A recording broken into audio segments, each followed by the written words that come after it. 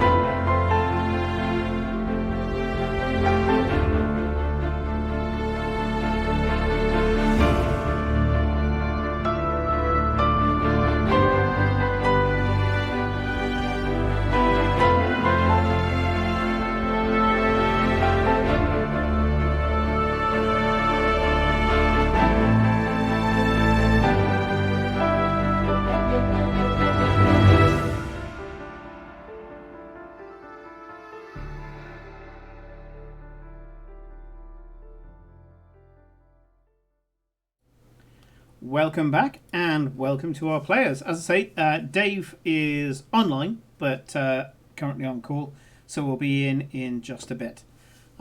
So hello to our players. How are you doing? How was your weeks? I know about Helen's week. I've been in most of it, but how's everybody else's been? Oh, I'm good. I'm doing good. Good stuff. I've had a really good week. Yeah, it's been a weird, changeable week for me. Lots of cool stuff and also some weird stuff. But most of the Chaotix will know that because I just go on to General and go blah, blah, blah with everything that's been going on. That and discussing the Great Potato War of 2021. So, yes. And, yeah. I have to say there's going to be a schism at some point regarding that. Anyway, never mind. In regards to Hermit, yeah, those karma coins. Oh yeah, the karma coins have been going in my direction, but then again, people have been pushing themselves, and Helen put some to good use at the end of the last episode. So I've mentioned it to the players, but let's break it down for the viewers as well, although I'm sure they are aware also. So hello Hermit, hello Scorm, and hello Kev.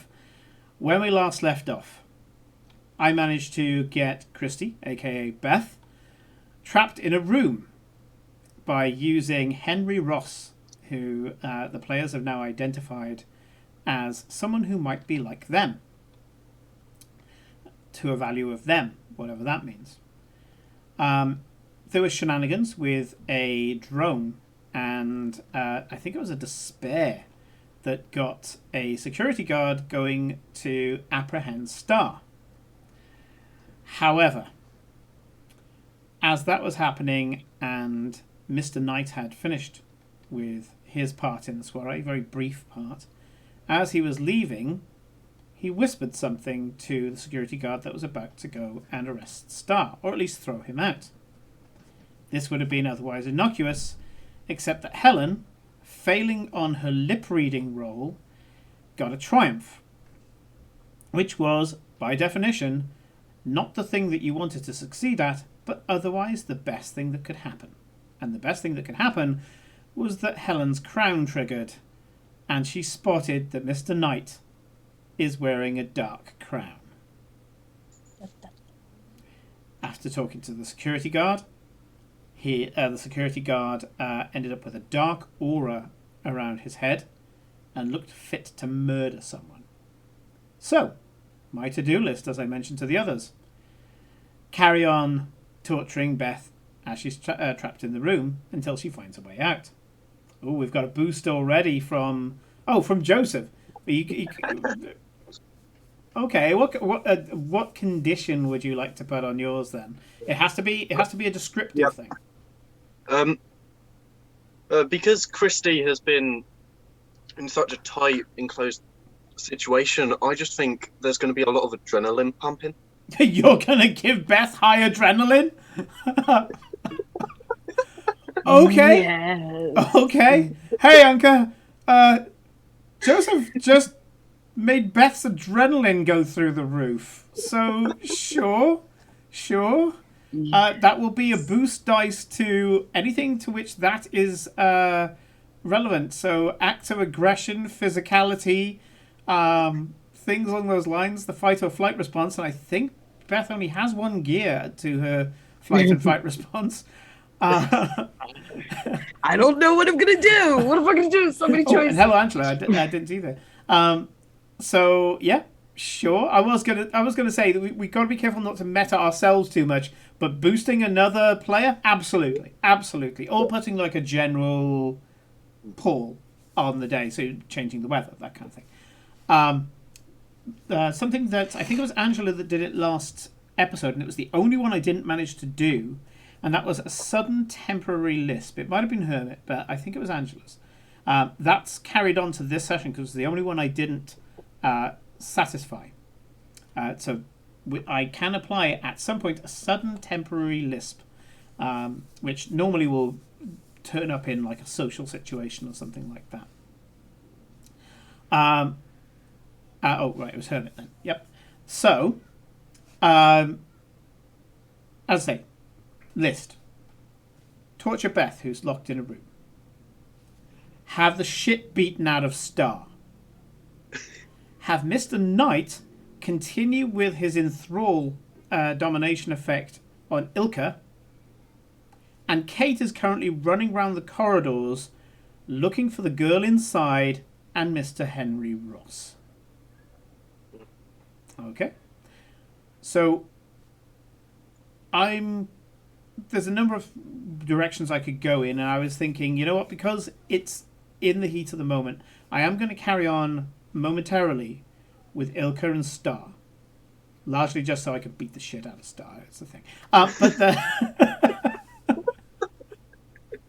And also, if I went off to do Christie and then came back, it would feel like there's a passage of time, and it isn't. Literally, Ilka and the security guard have just passed each other. Mr. Knight did the enthrall, and he's at the top of the stairs about to leave. And Star is oblivious in the room where the security guard is about to go in. In fact, I think you're trying to fix the drone or something. So this is what happens. Security guard goes in, and we will go into initiative in a sec between myself and Star. But it's easier to resolve Mr. Knight. Mr. Knight goes to go down the stairs and does a double take. He walks up to walks up to Ilka, looks her in the eye and says, "Give me your business card." You hand him it. And this is a reasonable request. It's not enough to press on your mind. Yeah? You give people business cards. He goes, "Right. I want you to leave. I want you to go home. And I want you to not answer your phone from anybody except me." And he gives you his business card. You must comply with this. Okay? So for the rest of the day, until you fall unconscious with sleep, you must go home and you will not answer your phone unless it's him. Unless it's the number on this card. Okay? However, by exerting this much will on you, because this is not what you want to do, you now get a discipline check to stop him using enthrall on you any longer. So, give me a give me a discipline check, and the diff is 2 red and a purple.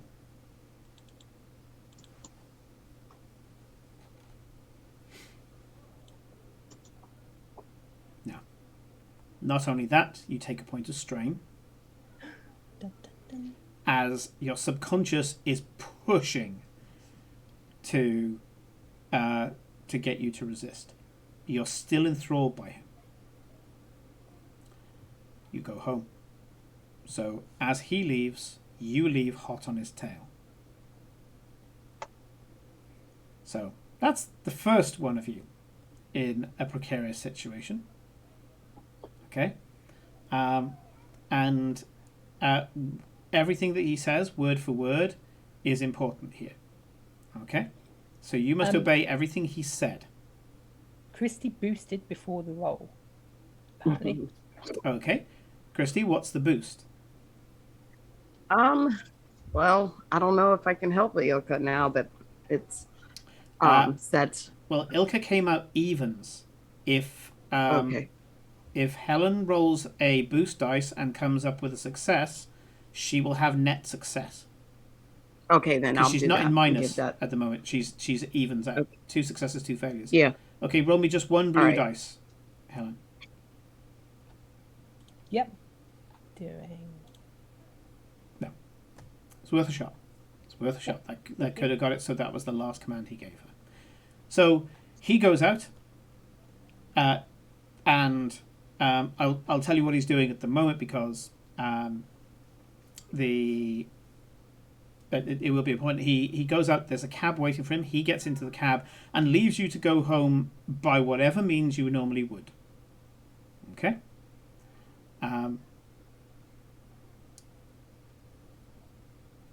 Oh, I thought I'd changed the title. Thank you, Skull.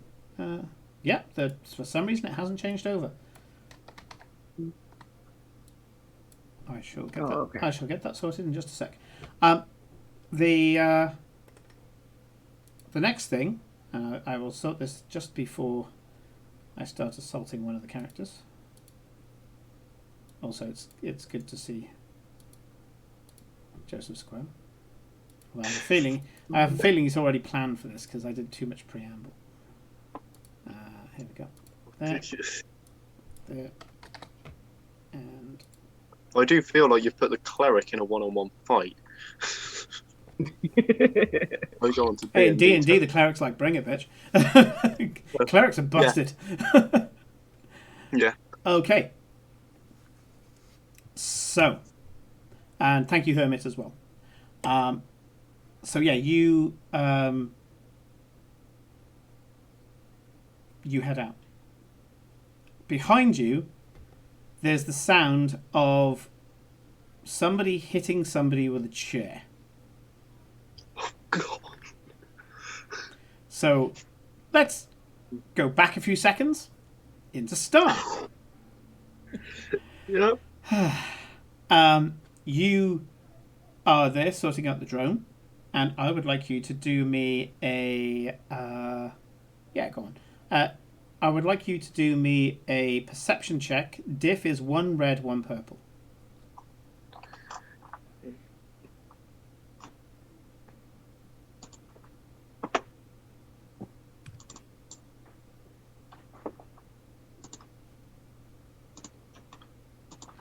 And the success result is you see him coming.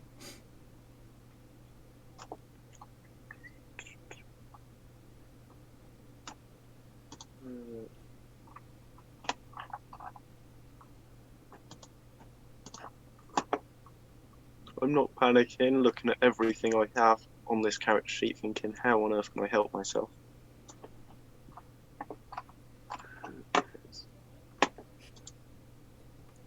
Duck. Duck, dodge, and dive. Dodge, duck, dive, dip, dodge. I can't remember what the 5 are. Oh, duck, dip, dive. Because you're talking dodgeball, yeah? Mm-hmm. Oh, dodge was in twice. Yes. It was dodge, duck, dip, Dive, dodge. Yeah. dive, dodge, something like that. Yeah. Right. Come on, dude. I was just rereading the talent heightened awareness, and it doesn't affect Star. It affects anyone near Star. Let's click. Oh. Which is kind of weird. don't really- You're near yourself, so you should benefit from it. It says allies. Allies. Well, technically you're an ally. But yeah, okay. Fair enough. Fair enough. Yeah. Ooh. Wow. Ooh. In that case, you roll a vigilance versus my cool. Okay, so just no diff. Just roll your vigilance. And I've got to roll off against you to see how we go with this. Ooh. Not very vigilant. Oh, I've got 2 and 2. I'm probably going to go first. Unless you hit your You tempt me. stride. Go on. You need 3 successes or 2 successes and more advantages or a triumph. Ah. Ooh. So close. Actually, if you'd drawn with me, draws go to the player characters. So yeah, he does go first, but you see him coming is the good news. So he doesn't get a bonus for awareness. And yeah, he picks up a chair, as a giant gorilla of a guy, picks up a chair and goes to basically break it over your head. So let's go for his melee. The diff to hit a person is 2 unless they have any defense, which you don't. So, yep, that's this guy. So let's see what he does to you. 3 successes, and with this one here, it is so you take 7 points of wounds as he clubs you over the head with this very heavy chair. Yep, that's looking hurt. Yeah, 8 out of 12. Shit. He looks like he's set to smack you down again, but you can hear a "what the fuck is that?" and someone running in the direction. It sounds like somebody might be able to help you. So here's a little bit about Genesys combat. You get 1 maneuver and 1 action. Okay, you can spend 2 points of strain to give yourself another maneuver. Maneuvers can be dash, run, whatever. It's assumed that you are going to be able to walk what is considered 1 range band anyway. The range band, you're currently engaged. After engaged, it's close, short, medium, long, extreme. Yeah, and you can go a range band to a certain extent. You can't go medium to long or long to extreme unless you get into a vehicle. Yeah, because it takes several rounds to do that. Also, he'd be running after you, so as long as you're both running, unless one of you applies an extra move, which would be your maneuver or extra maneuver again, then that's fine. With your maneuver, even if you get an extra maneuver, you can't use it for the same thing twice. So you can't do move dash dash. Yeah. Other things you can do with your maneuver, you can dodge, which means that it gives a black dice to his setback dice to his attack.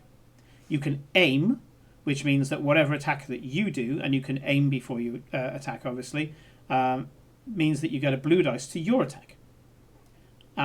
You can do a certain amount of things like trying to talk to him whilst fighting, so you can do the whole Monkey Island thing of trying to insult him or talk him down or whatever.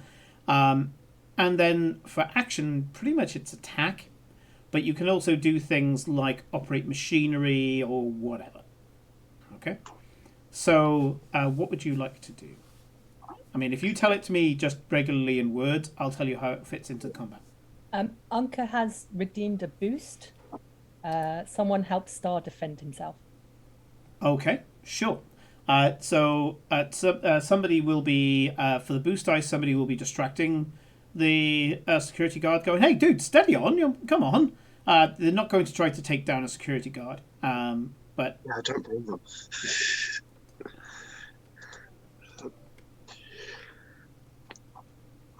I couldn't... But it means whatever you do, he is distracted, so either way... I mean, what I would probably do is put that as... Oh, no, it was a boost, so yeah, I'll put that... Although I can convert a boost to a setback for the guy. Either one works. Oh, you hear a faint, mysterious voice. It sucks, but don't die, apparently. And Hermit has flipped one of the karma points back on itself. Getting rid of my fun. Day. I'm tempted to spend a karma point. I don't know how this goes. First question, is the door closed? Door is not closed.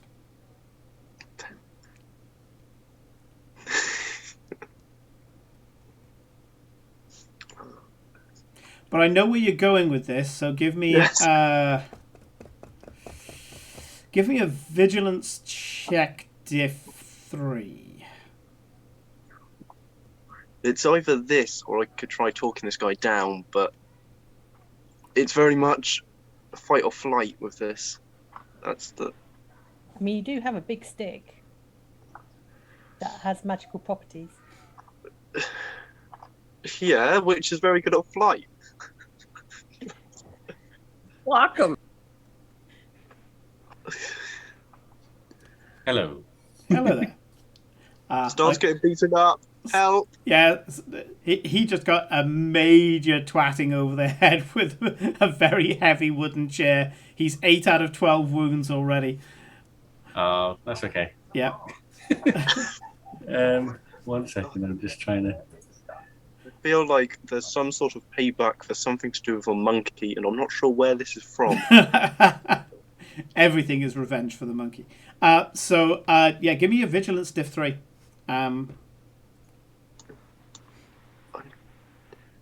Wait. Wait. This is when I want to roll the dice to see if Star's going to fight or flight, because I don't know. Roll the vigilance and then you can decide. Yeah, roll the vigilance first because this is stuff that you notice as part of your assessment. Okay.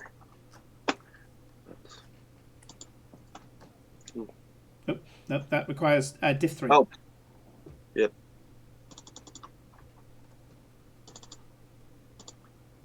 Oh. Oof. I don't have to give you shit. Yeah.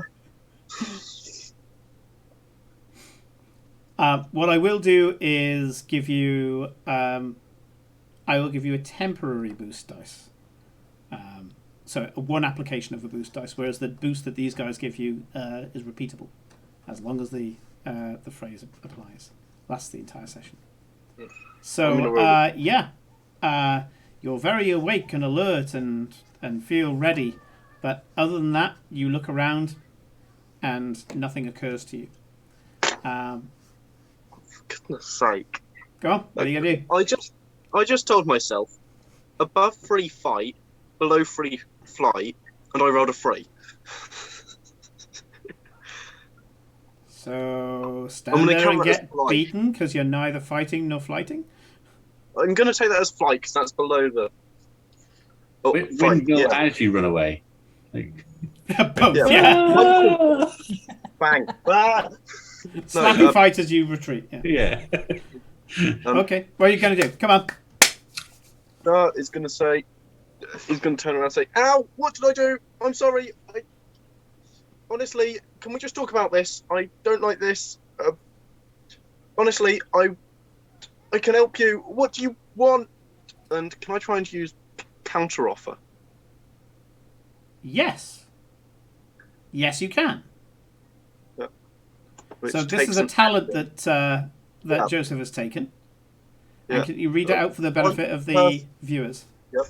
Once per session, your character may use this talent to choose one non-nemesis adversary within medium range to make an opposed negotiation versus discipline check. If successful, the target becomes staggered until the end of their next turn.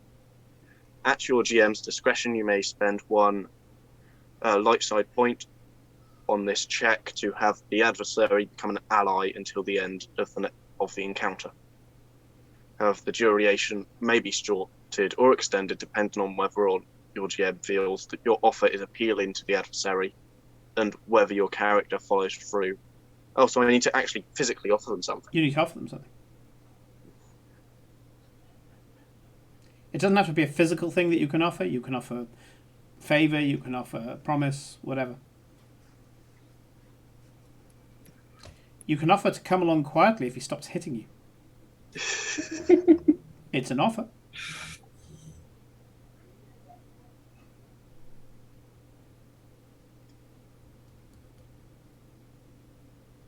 I swear I wasn't doing anything wrong. My friend's stuck. I promise. I will help you. There's someone stuck.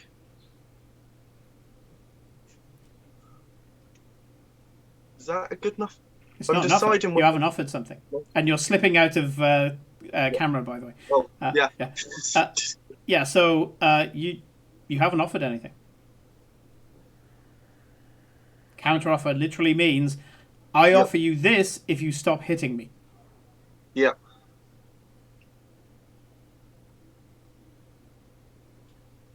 I promise I'll get out of your hair. I will get out of here immediately if we just stop this.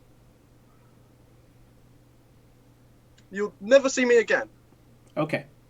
So you're going to promise that if he stops, you will leave immediately. Yep. Okay. His discipline is 2 red and a purple. Go for it. That's high. It's only supposed to be 1 red and 2 purple. But Mr. Knight has put the whammy on him. Bad Mr. Knight. And so, do I have 2 boost dice? 1 boost dice. 2 actually, because you got 1 from the advantage that you rolled, and someone else gave you a boost dice, didn't it? Oh yes, the distraction. The distraction as Unker gave you, which other people are there saying, "Hey, steady on, mate. What are you doing?"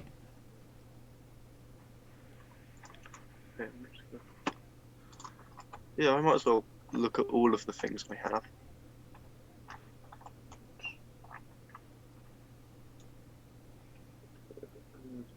I'm trying to find it. No, I wouldn't say stars in polite company. I wouldn't argue about proper upbringing here. Yep. Okay. So give you a negotiation with 2 boost dice against 2 red and 1 purple. Yeah, that's a lot. So you manage to punch through, and he goes, "Well, get out then!" And he takes the broken chair leg and starts chasing you out of the Ritz. Yeah, stars going. Yeah. Taking his. He's not stick, hitting you, running, but he's swinging it with intent. That he's kind of swinging it just so that if you were to slow down, he'd hit you. But otherwise, he's mostly kind of just, I don't know, swiping at you and trying to get you out the Ritz like some old lady trying to get a raccoon out of her house with a broom. And yeah, Don't get. yeah, and he's chasing you out of the Ritz, which of course he's going to lose his job over this. But yeah, go on. Yep. So yeah, second member of the party out of the Ritz. Wow. Okay. And 2 advantages. Yeah, I know what the advantages are because this happened really quickly. You get out in time to see Ilka getting into a cab. So I was gonna shout, "Hey, Ilka! Ilka, help! Ilka!" Ilka's cab goes. What? So yeah, there we go. So we're going to go over to Kate because, as I said, Kate is probably going to have the most stressful session out of all of you. So you're stalking through the corridors trying to find the girl inside and Henry Ross. As you do so, you turn the corner and your spider sense goes off, which is news to you because you don't have one. And it goes off in 3 separate directions. You are acutely aware that one of your friends is being physically hurt, one of them is being controlled against her will, and one of them is encapsulated and can't get out. Simultaneously, and your gut is telling you to go into 3 directions. Obviously, you can't go in all 3. Okay, do I have a vague idea of which directions I'm going? Like, is this going to lead me somewhere? Yeah, you can choose to focus on one of them, and your gut will take you in that direction. I came here to deal with the guys in the stairwell, but also primarily to find Elizabeth. That is my priority. So if I can point myself in that direction, that's where I would choose to go. Okay. But if it's not Beth that's one of these 3 which is being affected, then you don't know which one's which. So you're going to have to choose incarcerated, against their will, or assaulted. I'm going with incarcerated against their will because I think that's what Kate was going for originally. Incarcerated. Okay. Yeah, because Beth was held against her will. That was the original goal. And as much as I would like to go and rescue whoever's getting their ass kicked right now, Beth is priority. Sorry, the rest of you. It's just the way it goes. So, with frustration, you turn about heel and go back a little way and then back down a corridor. And at this point, I'm going to freeze you and go to Christy. Okay. Oh, goodness. Christy, you're feeling fragile. You're feeling out of control. You've always had control of your life. It's everything that you've achieved. You've achieved just because it takes enough work, enough belief, enough gusto to get there. You have been your own force of nature driving yourself through life to where you are today. That's how you are the way you are. And it's always worked for you, and you're kind of unapologetic about that fact. I think that's become obvious from seeing the character. And here, where you just... there is no extra work. You can't get through that door. It's this old, oak door. There's no fire axe. You checked. And the closest thing that's around here is a butter knife, and you're not going to get through a door with one of those. You've looked at every possible way that you could do. You could break a window, I guess, and start screaming at the top of your lungs, but that doesn't seem to have the best je ne sais quoi. There's got to be a better way of doing this. And as you're in this room, you just feel like... you feel something you just haven't felt ever, maybe? Just being out of control. Just not having options. And... even though common sense would tell you have options, yeah, your brain's a bit weird like that sometimes. It'll miss the most obvious things and just tell you that all hope is lost. As you dwell on this dark cloud appears over your head. Not literally. You see yourself in a reflective surface. And where normally you see this powerful, beautiful, strong woman who, has carved her way through a very cruel world and made her name for herself. And not only that, but empowered others. Instead, what you see is a has-been. Oh, no. God. There's a certain feeling that you've jumped the shark, if you know the phrase. Yeah, it was like I was trying to get my comeback. I'm already washed up before it even started. And yeah, you're just... oh my... You're clearly not who you thought you were. There's no liquor either. Yeah. They even got rid of your crutch. I'm going to flip a dark side point, and I want you to make me a cool check. And the diff is going to be 1 red and 2 purple. Let's see what my cool is. You do, however, get a bonus dice because your adrenaline has started pumping. Okay, so it's 1 red and 1 purple. Yeah, 1 red and 1 purple, but you do get a blue d6.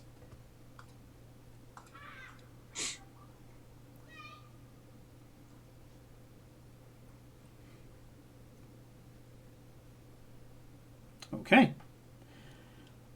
As you sit there, find your ego slipping away. There's something inside of you, just a bit of what? Primal, feral aggression. Oh my! That just pops up. Angry at the world, angry at yourself. Choose whichever. Angry at herself probably for getting stuck and having a pity party. Yeah, and you'll lose your focus a little bit. That's what the threat's going to be. Is that I'm going to bank those for a bit of a lack of focus, lack of drive. Well, not lack of drive. You've got your drive back to a certain extent, but your rage has got that weird thing of sometimes shooting past the mark, and I'm going to bank that for things that you are going to be doing. And just this little grain of a thought appears in your head, and you go back to Jenna and the makeup lady. And suddenly you're feeling very empathetic with Jenna. Okay. Like I can feel what she's feeling? No, you feel very similar to how Jenna felt in the makeup chair. Oh. Ew. Like I need this or something. Like. More you feel manipulated. Oh. It's that bitch in here. Where's she at? Come out. Where are you? Start swinging at things. Get out of here! Just randomly Take it off my swinging, fighting the Invisible Man. I imagine that knife is in use. I take off my heel and where are you at? Get out of here! Your heel, you can kill someone with that bullshit. Where are you? Get out! Okay, yeah, good. So a little less helpless, a little less damsel in distress. So much so that Kate momentarily loses the thread and goes, "What? Where'd that go?" But you focus, Kate, and you can feel the direction. And Beth is going around the room trying to find it in the cabinets. Open a cabinet, kick inside the cabinet just in case it's invisible. Right. Exactly. If this genuinely leads Kate to Beth, Kate's going to be like, ooh, I have a new way of tracking her. Sorry, I've said I love the Beth character, but just that mental image of her opening up each cabinet and kicking inside just in case she's there. Exactly what she's doing. Okay, so Kate, you turn the corner into an area, and you can see that there's a security guard, and the path goes through the door that the security guard is stood at. And Okay. he sees you turn the corner. Just there. Okay. So I want to get into that room. So I'm going to go up to the security guard, and I am just going to act like I'm supposed to be here, and that I know what I'm doing, and just order him, open this up for me. And you are, miss? One of our guests is trapped inside. We need to open it up now. Come on, man, now!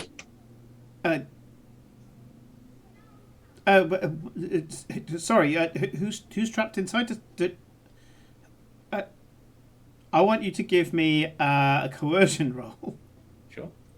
And the diff in this case is going to be 1 red, 2 purple. One red and 2 purple, is that? Oh, hang on. Wait, dice roll. There we are. So let me have a look. Coercion. I'm pretty good at that. 1 red and 2 purple. Yeah.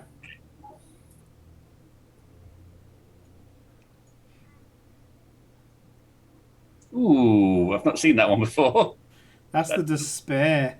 That doesn't look good.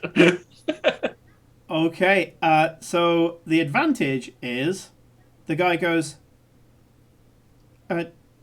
you must have something wrong, miss. No one's allowed in here. That's one of the reasons why we're here. And he points to the card reader. Card reader's broken. Broke last night. That's why I'm stood here. Otherwise, we'd just have the card reader. This is a bunch of suites. Nobody's using them at the moment. It's all a function in the hall. Nobody's in here.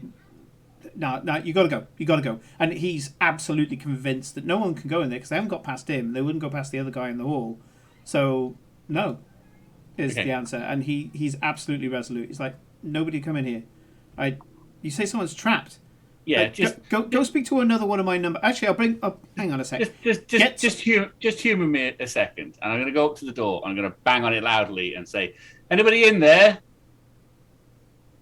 He goes, "It's just a corridor with a bunch of suites coming off it." Right. So that's not right. Okay. Kate's going to be okay. Right. There's more than one door. I need to get in there anyway. In there, there's one of those suites where someone's trapped. And I've been sent up here to get them out. So come on, open this up for me. We've got to go down and fetch them out. Nah, sorry, miss. I don't know what your game is. You press. And he looks at the business suit and completely misreads you and goes, I know you look like press. You look like a reporter. I don't look like press. What are you on about? Of course I'm not press. Well, you're certainly not our lot. So, if you're one of the event organisers, go around the long way. Yeah? There's nobody trapped in here because nobody's going in here. Setback, panic, anxiety attack from Hermit. Oh, Oh, Oh no. okay.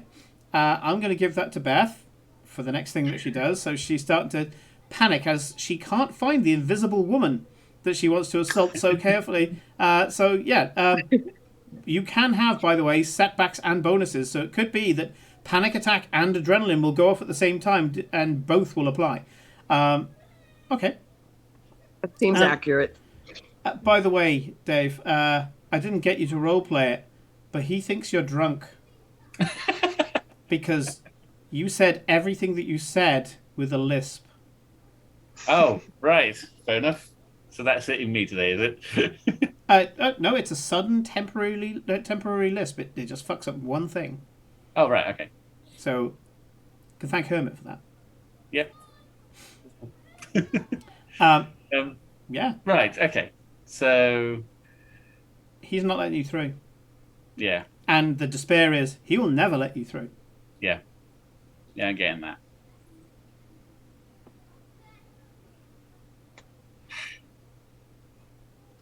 Are there any other guards around? You know the other entrance is through the hall. You came in through... So basically, the way that this layout is, if I could just do it quickly in your head, this is the back entrance that goes through the back celebrity door so they can get into the suites without anybody seeing them, more or less. Right. Then the other end of this corridor with all the celebrity suites on it goes into the major function room, which is where the function is, and that's how Beth got in. So Beth got in through one of the corridor doors. You're trying to get in through the other corridor door, yeah. and there's suites in there, and Beth is trapped in one of them. So I could go round and try and get in the other way, basically. Yes, But you are aware of that. It would be far more public to do that. Yeah. What's It'd that? be far more public to do that because it's. It'd be more public because you'd be doing it in the hall, yeah. The reason why your spidey sense brought you this way is that it was the best route. Quickest, yeah. Okay. Well, yeah. Well, I don't think I've got any other options. I mean, I'm not going to try and knock this guy out and steal his car. Not at this stage. You're not Beth. Not yet. I'm getting there. Okay, well, I'll go the long way around. I'm going to go back to the function and try and get into that way. And Sure. That's going to be more difficult, I think, but we'll give it a go. Because time has passed since, you now know that the member of your group or the person that you know who's being assaulted is no longer being assaulted. You don't know anything else about them, but they're no longer in danger, so you can't feel them anymore. Right. The other person, though, is still acting against her will, and your spidey sense is leading you to the front door. But you are very close to the person who is incarcerated as you step into the hall. As you get into the hall, Sandrine Chardin walks up to you and says, I believe that you had a thing that you wanted to speak to me about Benjamin? Yes, definitely. We do need to speak about that. Could I ask your indulgence for 5 minutes while I deal with another matter and then come speak with you? Oh, but of course, no problem. I promise I'll be with you as soon as possible. Much appreciated. I believe Benjamin is somewhat distracted right now, so I have time. Well, perhaps me and you should talk before I go to Benjamin and discuss matters anyway. So if he's disposed, I will come and find you when I've dealt with this small matter, and then. Yeah, d'accord. Yeah, please go ahead. You head over there. Okay. So I will. Security guard. Yes, security guard. So I'm going to walk up to the security guard, and I'm going to say, I have reason to believe that one of the guests, quite an important guest, may have been let back here, who was let back here earlier. Don't remember the name of the guy. Henry Ross, wasn't it? Mr. Ross brought them back here. They've been gone quite a long time. I want to make sure that they're okay. It's Elizabeth. Do you know what I mean? Don't know what you mean, miss. No one's been through here. We're not supposed to let anybody through. Yeah, No, I appreciate give me a discipline check, please. discipline. Yeah, Okay. discipline check, and the diff is only 2, just 2 purple. Hang on. Look at this. Discipline. Okay.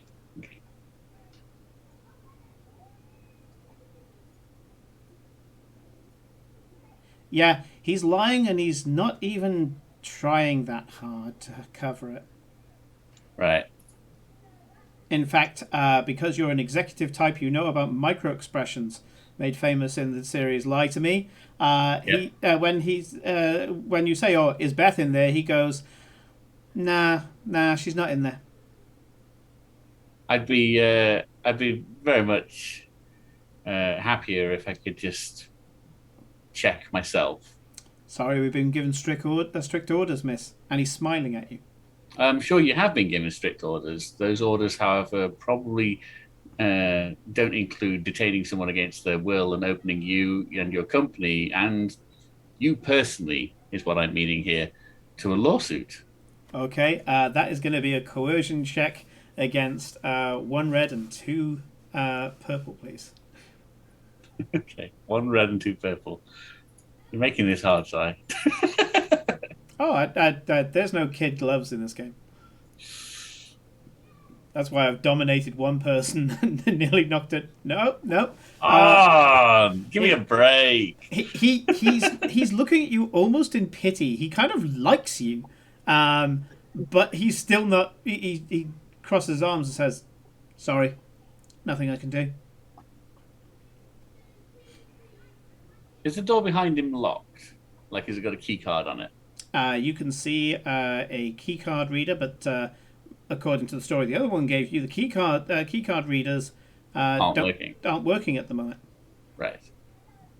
Well, we don't believe that. So if they weren't really working, I believe Beth would probably be able to get out where she is. So, okay.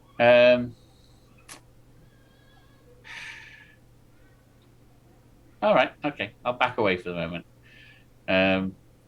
I am going to ring Star and see where he is. Star probably tried calling Ilka, then tried calling Kate. No, not Kate. Christy. Elizabeth. Yeah. There we go. Finally. And got both voicemail and was sitting there deciding whether or not it's this much of an emergency to call Kate. Then Kate appears and Star's face is like answers immediately and says, "Oh, I suppose you already know. Oh God, I'm sorry. I didn't mean to. I don't know what happened." That whatever that is, that's not why I'm calling. I could do with your help. Where are you? I think I've got splinters in my back. I'm outside. I've been kicked out. Okay. Right. Hang on. I'll be there in a minute. And I'll hang up. And I will head outside to try and find Star. You walk outside to see a very sad with himself. It's like a kicked puppy Star. A little further down from the Ritz. On the way to Star, you see a French maitre d' screaming at a security guard, asking what the hell does he think he's playing at, and brandishing a broken chair leg. Okay. What is going on here? That's the start.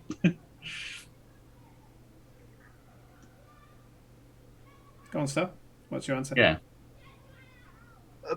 He came in and he hit me with the chair. I don't know. What did I do?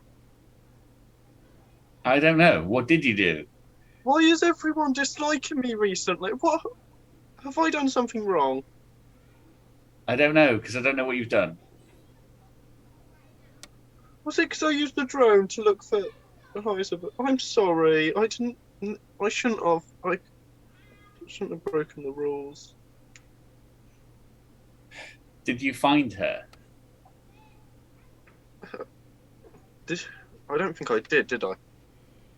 Well, No. my glass. No. And all my equipment's inside. I can't. Yeah. If you remember, the thing that you did find was the girl inside talking to Henry Ross. Yeah, which I which told. is what got Kate on the warpath in the first place, which opened up Star to not having you there when he got attacked. Yeah. Yeah. Um, And all Star's got with him is the stick. He doesn't even have his backpack, which Star doesn't know what to do.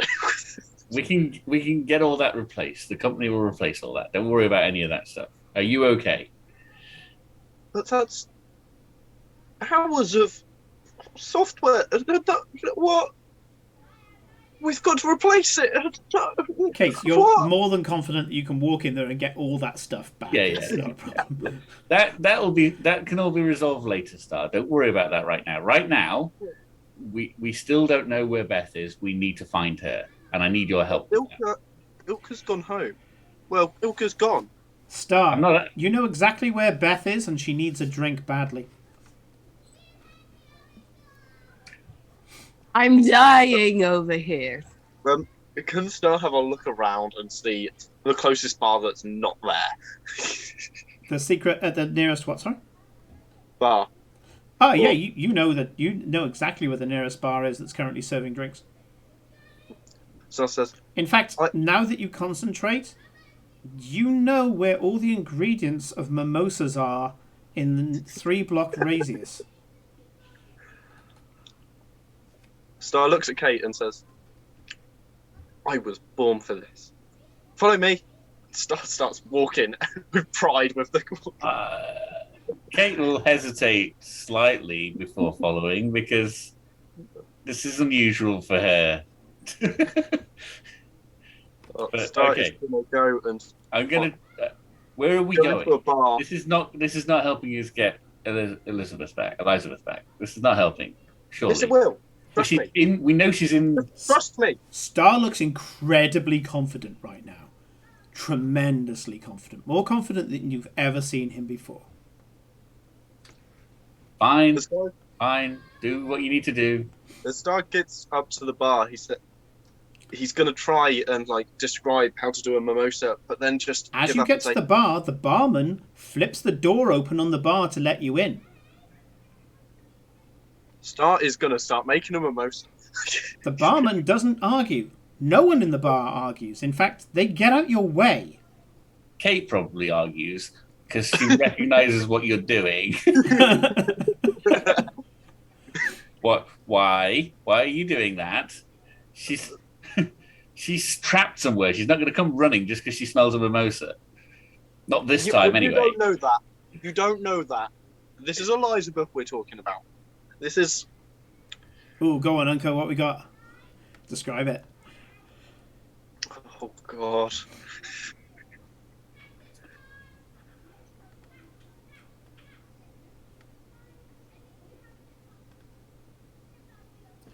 Well, okay. The setback dice will not guaranteed do that, but it will put an element into the roll. Okay. You make a mimosa with a skill that Kate's never seen before. Yep. The muscle memory looks like he's been making them professionally for years. There's some very weird stuff going on. Now it's going to carry, hold a mimosa and put the star on the cane on the bar for a second. Yep. And check his pockets and say, "Okay, I hate to ask, but my wallet was in my backpack." Money appears in your hand. Never mind.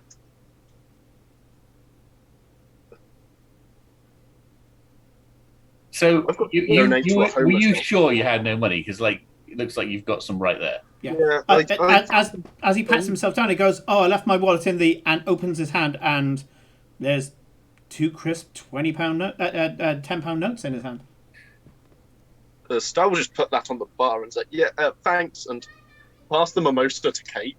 I know London's expensive, but 20 quid for a mimosa, that thing better make you fly or something. No, as Star hands the mimosa to Kate, He's going to whip up something quickly for Kate. Yeah, Kate. Well, Dave, what's Kate's favourite drink? Or what does she feel like she really needs right now? What does she need right now? This might be simple. It's just filling a glass full of scotch.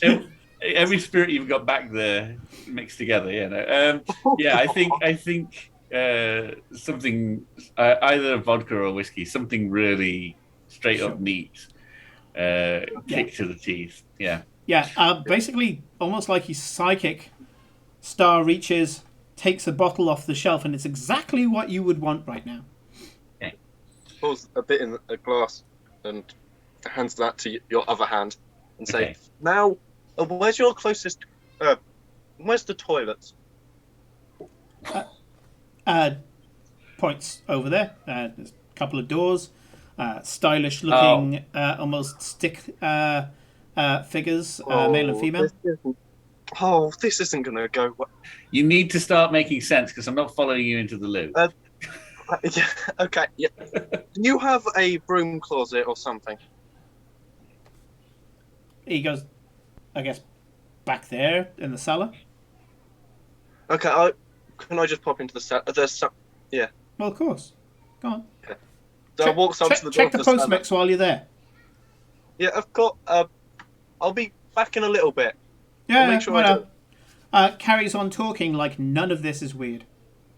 Yeah, Star will now have to walk in, check the mix, and then go back, get to the door while both Kate and Star are in there, knock twice, and open it, thinking of Elizabeth. Okay. Kate, did you beckon Kate to come with you? I'm following him. As Yeah. long as he's not going to the loo, I'm following him.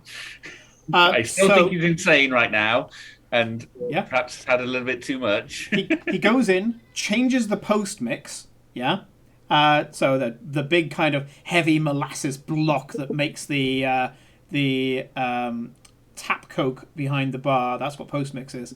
It changes it for another sticky block that's going to be dissolved into Insta-Coke. Comes back out, closes the door, wraps his staff on the door, opens it, and you enter a lavish-looking room which reminds you of the Ritz. And Beth is in the middle of hunting down something like she's some sort of feral maniac. Star is immediately Where are you? Kate. He knows what happens here. There's clearly a light, an angelic presence as Kate walks out holding a mimosa. Literally, Thank you. the only reason I'm not getting Christy to roll for Beth to attack you is that you're coming in mimosa first, like a lance. I would like to see like Beth is like just jumps. And then, like I was like, oh, thank you. Okay, you can see that Beth is incredibly wired right now. She's in a mood of ambivalence, or at least a combination of moods that you haven't seen in a while. And you're not entirely sure how much of each she's got. But you're all in the room now, and the door closes behind you. Shtunk! And behind you is a cupboard. A wardrobe, basically. You've just come out of fucking Narnia style into this room. And there's a sense of something wrong here. Say that again. And then I'm gonna go behind in the wardrobe and start kicking it to see if anything. Kate's gonna do a bit of a double take, having arrived in the Ritz in the room she was trying to get into earlier, and neck the drink she has in her hand. Yep. Because today's been a weird day. A very weird day. For the hell of it, Mm-hmm. can I flip a light side point? What? So without Kate noticing, Star poured another drink for her. So as soon as she finishes the first one, Kate starts holding another. If you flip a light side point, you didn't bring a drink, but as you think of it, the drink appears in your hand. Okay. Yep. Yeah, flip it. And Okay. I need hand to in- get out of here now. Wait, another. Yeah. Thankfully, Beth hasn't quite noticed that she is friends with a magical minibar. Kate will down the second one instantly and be like, okay, Star can teleport stuff. Right. That's fine. Can we get out of here now? I want out of here now. Can you do I that? need to trick find again? that Only woman. The way round.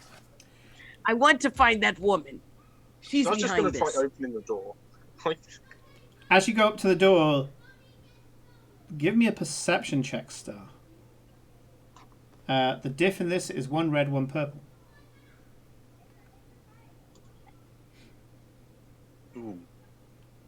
ooh, just about. Okay. So you don't succeed, but you do get an advantage. Yeah. The advantage is something weird, something extra has happened to this door. It isn't just locked. But you are absolutely confident that you can open it. Star's just going to turn the handle and push. Requires a tiny bit more than that.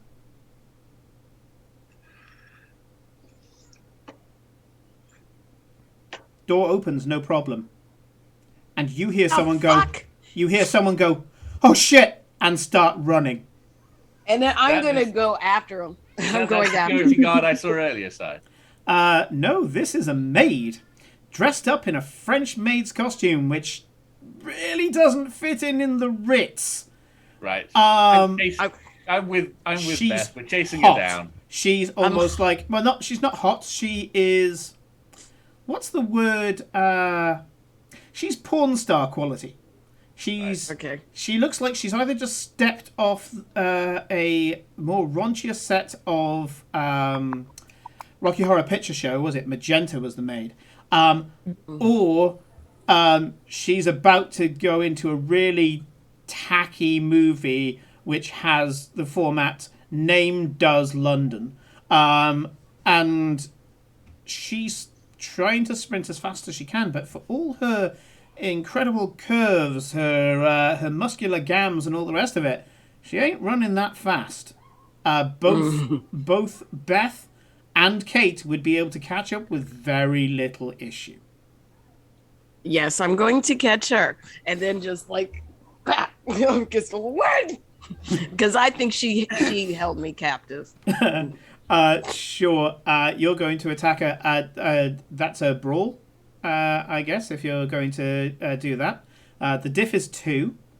And I will give you the option to flip a light side to enhance the attack. Okay. Why not? Well, I don't know if I want to waste it on this. Tempting. I'm a roll. Okay. So you didn't flip. You go up, go to push her, and yeah, with the 2 advantages, you do her. What's your brawn? My brawn? Yeah, it's one of the attributes at the top. It's a 2. Okay, so you push her pretty damn hard, and she ends up falling right into a side table, which immediately breaks. And she's done herself some damage as a result of that, and she's prone. That's what I'm going to cash the advantages for, is that, yeah, she's prone. Okay. And you, when you pushed her, saw your hands go inside her body. Yeah. So like ghost-like, and you pressed as if there is someone inside. Kate. I'm just gonna start picking up the pieces of the table. What did you do? Okay. This is all kind of in initiative order. So as Paul Star opens up the door, you 2 barrel out before he gets a chance to do anything else. And yeah, Beth has just basically pushed this girl into furniture, and Kate, you've got a prone, as I say, porn star maid on the floor. Okay. It's her again. It's her. It's her again. Right. Yes. So I'm gonna grab the maid and pick her up and like pin her to the wall and say, right, you need to start answering I some will questions. offer you to flip a light side point. Yeah, you do it, Dave. Go on then. As you pick her up, a So, burst of strength Right, means that on. you pick up this girl off her feet, and as you slam her against the wall, the glamour disappears, and there's the same girl, kind of sweaty, greasy complexion, kind of slightly stained t-shirt, Adidas three-stripe trousers, dogged trainers, and as you hit, she goes, "Ugh! How did you get in there?" That's not important. What you need to be telling us is who are you people? What are you doing here? We're you, but better. Well, apparently not. I'll smash her into the wall again. And then I'm Yeah. gonna hold. I'm gonna hold Kate's actually- shoulder. Yeah. I'm gonna hold Kate's shoulder. First of all, brawl attack from Kate for what you did. Hang on a minute. What's the diff on this one? The diff for an attack is always 2, unless they have a defense, which starts giving setback dice. Oh, I hate these dice. Okay, you didn't do her any damage, but you flipped the light side point, so you still have grappled her against the wall because it was a heroic act, and you haven't damaged her in any way. She kind of it's more hurt her pride than anything else, but with the advantage, she's still off the floor. She's grappled. Okay. Start answering questions now. Now. Christy, what did you say that Now. Beth was doing when? I'm just gonna put my hand on Kate's shoulder, and just lean in more to be more intimidating, and then maybe pick up some debris from the coffee table and start brandishing it. As you put your hand on Kate's shoulder, you do notice there's a metallic sheen to Kate's hands. Kate's holding her off the floor like she's fucking roided or something. She goes, I'm not gonna say anything about it. I'm just gonna look like, all right, maybe I should go work out with Kate. "What can I say?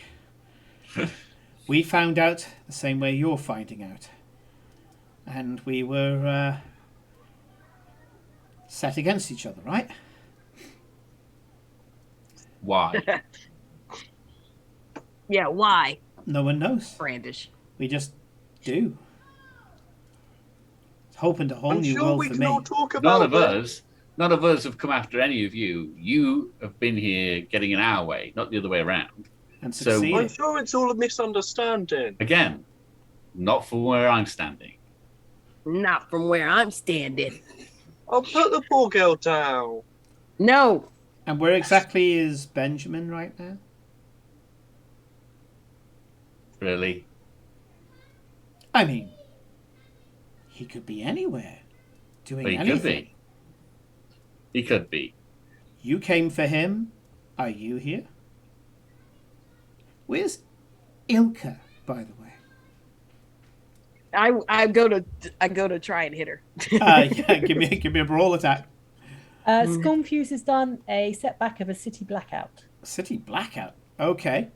Oh no. I mean, again, a setback is just a setback dice, so I'm going to say that it's intermittently going on and off. So, with you attacking, Christy, the panic attack means that it's a black. It's a setback, and the setback could be that you're shaking a bit. However, you also have the blue dice because your adrenaline is pumping like fucking crazy, and I should have told you to add it to the last roll you did. So apologies for that. Yeah. So give me a brawl attack, diff 2. Upgrade the attack because the person that you're attacking is currently incapacitated and grappled. Mm-hmm. So flip one of the greens to a yellow, Okay. and add 1 blue and 1 black.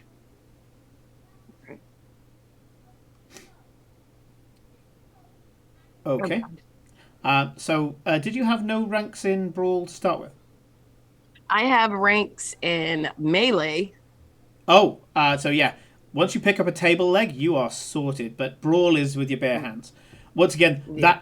that stiletto heel, that turns it to melee. So yeah, you go in just to punch her, and it is you're shaking as you punch her. You realize that you're not watching what you're doing, and you almost hit Kate. And at that point, you kind of pull back and disengage momentarily. I need a drink. I need more to drink. Star has come in and is trying to be all reasonable, and let's all be friends. Previously, Kate rolled a despair, which I'm going to cash in. The guy who said that he'd never let you in hears now the commotion and goes, "Oh shit," and is coming around the corner. As he does so, the girl inside goes, winks at you, and ripples into being a dressed up like all the others in the Ritz. The little Thunderbird hat, the little gold piping, and all the rest of it. And she screams, "Help! Help! Help, please!" She's going to, cause she gets a roll too. She's not going to try to get out of your grasp. What she's going to do is try and charm him. So that would be against his. Can I? I want to counter charm him, like out charm her. You'll get a chance. I've got to roll for her first. Okay. And my reaction to that is going to be to punch her in the face. Okay. So she convinces the guy wholeheartedly that she's being attacked. He comes in, sees that she is being attacked, sees you, Kate, and goes, "You," and starts to stride forward. As he does so, your actions go off. So, Kate, give me a brawl attack against the girl inside. Again, it's diff 2. Even though she's pinned? Yes, it's diff 2, but you get an upgrade because you've pinned her. Yeah? So I get... Turn one of your greens into a yellow. Cool. Yeah. Okay. That looks interesting. Yep, so that hits. What's your brawn? Not your brawl, but 2. your brawn. It's only 2. 2? Okay, so ordinarily this would do 3 points of damage. You do 5 points of damage as you smash her in the face. And with that amount, I'm going to say broken nose. Yeah? Right. Not so much that it's a disfiguring injury, because that's actually on the critical table. But blood starts to pour out of her nose, and as you do so, her glamour disappears. Very interestingly, the guard doesn't seem to react to her glamour disappearing. Christy, however, is about to counter-charm. Yes. So, right. What are you going to say to the guard? He doesn't seem to have reacted to the illusion going. Is this how you treat someone who's been kidnapped in your...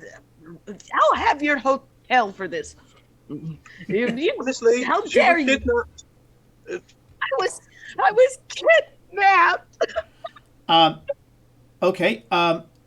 Suddenly you are reminded of a wonderful, wonderful film, because they all were. Well, you actually played a kidnap victim as part of the thing. You were the second female lead, which, let's brush that aside for the moment. You were the best friend of the female lead who got kidnapped halfway through the movie and had to be one of the people who got rescued by I can't think of a clever name for a serial killer. You got rescued just in the nick of time by a hero. And as you do that, you're remembering that when they took the ropes and things off you, the makeup department put like little rope burns, little kind of welts on your arms. You had like scratches. You had like scratches and things like that. And as you do so, you can feel your skin rippling. I'm going to offer for you to flip a light side. Yeah, I'll do that. Okay.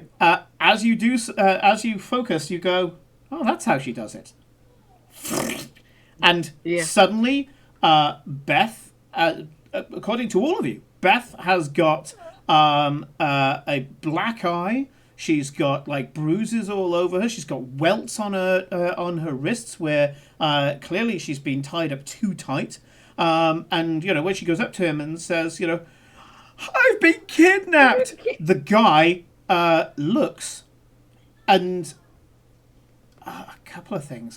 First of all, to seal the deal, I need Christy to roll me a charm check against one red and one purple.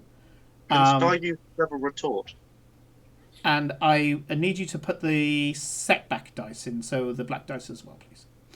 Okay. Can Star use clever retort, which adds an automatic? Not at the moment to because this thingies? is Beth's action, so you can add it on after she finishes the action. Okay. There we go. Well, Okay. He looks at you, and okay, this is going to be complicated because I know the story behind the story. He looks at you, looks at the wrist marks and all the rest of it. Two things that you'll get straight away. Actually, no, not two things you'll get straight away because you haven't got any advantages for me to give them to you. I'm going to need someone who's good at scrutinizing. I'm going to get Kate to do a perception check on this guy. Same diff. Have you not been paying attention? Someone who's good at noticing things. He's terrible. at that. Also, Kate, you're near Star. Oh, yeah. you're near star, so you get, was it 2 boost dice? I believe only one. Okay, because so you you're do get a within- boost dice from being around star, which is a strange aura effect that he has. So give me a perception check. 1 red, 1 purple, but you do get a boost dice. Okay. Yeah. So 1 red, 1 purple, and I get the boost is blue, isn't it? Yeah. That's actually, I forgot I had spent some XP on it actually. No, of course not. He Of he course just not. in that case, all you see is that he just splutters as he looks at the welts and goes, oh yeah, well, in that case, we better report that in. And he suddenly kind of goes from being very accusatory to playing the role of a security guard, I guess. Doing what you'd expect a security guard to do, and says, right, okay, so who did this, miss? They did. And point at the lady. Points to the lady and says, this member of staff, miss. Yes. She was so mean. This is. I need to speak to this young lady. Goes up to her and says, "Who are you? I don't know you." And she goes, Hermit has created an asset. "Ooh, oh, create an asset. Dick Bitch. Chambers, relaxation and massage expert. Okay. I will go with that. So you get to go to Dick Chambers, which I can't help but feel that there's some extra pun coming up at some point, who is able to help you relieve your strain. Okay. And will have a role for that. You now have a therapist. Okay. But she looks at him and says, "Don't you recognize me?" He goes, "No, I don't think you were assigned to this. Why were you in here? Why were you? And he can't find the words. He's trying to say, "Why were you assigned to her?" And he words it that way. Why were you assigned to her? Excuse me. He kind of looks and says, I don't believe that this is a member of staff. I think that this might be," and he looks at you and goes, "Miss Schamberg, I believe this might be a member of the press. I need to throw her out." I don't like how he's behaving. I just kind of I think that whoever this is a major cause for concern. This is a major security breach. She's detained one of your guests. When I approached you earlier to discuss this matter, you told me that this was impossible. And yet here we are right now dealing with it. It isn't a simple matter of throwing her out. This needs to be investigated thoroughly. What's your name? We need to take your name down. What's your name? Yeah, what's your name? My name is Jacob Brown. His name is not Jacob Brown. I'm going to give that to you as a freebie. His name is not Jacob Brown. Is he the same guard that was in front when I was led it back? No, there? this is the guy from the back entrance, the one that Kate. Yeah, I okay. didn't get past. Yeah. Well, you seem to have this situation under control. I'm going to go get the rest, the head of security and the hotel manager, and we will call the police as well. You've got no, this, right? You stay right here. You stay right here. You call them. You bring them here. He looks at his radio as if to go, shit, she saw it. And he goes, well, and he runs. No! He is sprinting out of the corridor through the back entrance. All right. Can I pick up a piece of the debris and throw it at him? Yes. To try and... This, by the way, is a melee attack. Yes. So he's, and actually it's because he's fleeing and he's still at short range, the diff is only 1. So you're just trying to beat him on the back of the head with this thing as he's running away. Right.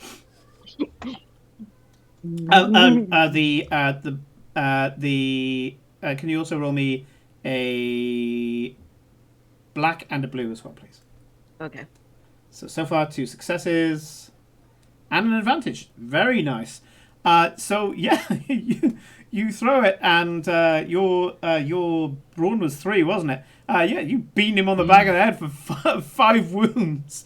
There's a quite clear cut on the back of the head. He's still running. He is sprinting like his life's depending on it. I don't know if I can stop him, but I'm just gonna keep running with him. You get back here. Sure. I mean, he's not going any faster than you are right now because of where he is. He can't exactly get to like medium range, which is like getting out of the building. So he can only have a. I'm gonna take one of those karate moves Gus and Carla taught me and sweep the knee. Oh, calling in an asset. Calling in previous role playing. How dare you, player? Okay. Yeah. Oh shit. Hang on. This means. Okay. You launch forward, and what is the move? What is the move that you're going to do? I'm going to try that really fancy flippity flip kick, and hopefully Star has like the camera going. But then again, he wouldn't document a crime. So, yeah, I just want to make it look cool, and then just like stop him and make him fall over. Incidental. Would Beth want Star to video this? Yeah, actually. Star, yes. As you go up to scratch your nose, you have a camcorder in your hand. Oh no! It starts moving that out of the way. Okay. So,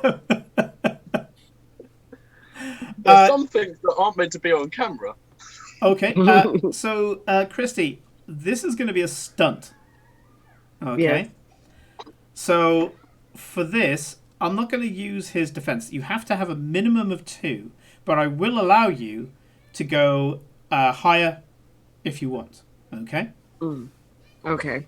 Minimum 2. Yeah, so it's a minimum of 2, diff 2, but you can go higher to 3 or 4, and you can even throw in voluntary reds to self-sabotage yourself. However, the higher you go, the higher he has to go. Okay, so, all right, so I'm rolling my brawn or my brawl? This is your melee. So my melee, not melee. Sorry, your brawl. Okay. Unless you're picking something up and using it as a prop. I've already threw. I can't pick up anything else. Maybe my shoe. Yeah, sure. As you do the flip kick, you pull off a stiletto. energy through anger. Oh, here we go. You're getting the chat involved now. Hermit has given you energy through anger as your as an extra boost. So you choose the diff. Okay. It must involve one setback dice, so one black d6, but you get 2 blue d6s, so 2 boosts as your adrenaline and your energy through anger is driving you to excellence. Okay. Yeah, I'll do that. Okay, so it looks cool as fuck. When you find out later on that he wasn't videoing, you are going to be gutted. However, it doesn't land. Yeah, I mean, you ripped it off. Perfect. All the moves were right. It just didn't connect. But what I'm going to say with the advantages is this guy's even more scared of you because the move that you just pulled off, he thinks he's up against a freaking ninja now. Right? So I'm giving him strain. Okay. For this level, strain and wounds are the same thing, which means he starts screaming, "Don't hurt me! Don't hurt me!" He's already been beamed on the back of the head, and he's now got strain. He's just about to get to the door. Once he gets out of this door, he will have an option to lock it behind him, and he is a burly fellow. So I'll give you one more shot to potentially take this guy down. Using any of your... well, I'm trying not to prompt too much. Using any of your abilities, you can try to stop him. Bear in mind, all the stuff you've done so far, all of the RP is usable narrative. I'll say to Star, you should add the camera rolling because we can definitely use this kidnapping attempt because I think you're behind it. Why else would you run? Stay right here.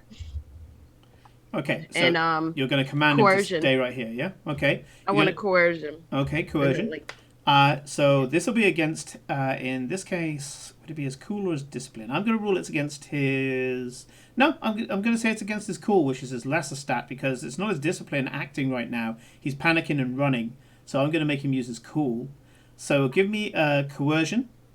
I'll allow energy through anger. I'll allow... in fact, put the 2 blues and the black in. Give me coercion versus 1 red, 1 purple. Okay. Once per encounter, your character may use this talent to add automatically 2 thingies to another character's social skill check.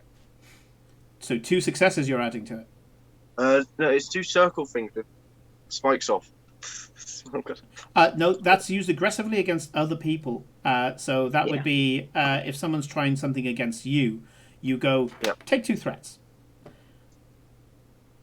Okay. Oh, that's a shame. Oh no, that's a shame. Look at all those dice coming up blank, man. Look at that. For him, this is the final confirmation that he's going to get in trouble with the law. He uses his last burst of energy to slam the door behind you, and you hear a little beep as he reactivates the maglock. And without a card to get through. You can't get out of this. Now, is the lady still back here? Oh yeah, still got her. Yeah. Okay. But yes, you've got rid of what was the despair threat that I brought in, which is the security guard. You've still got the girl. The girl is just stood there and she's like.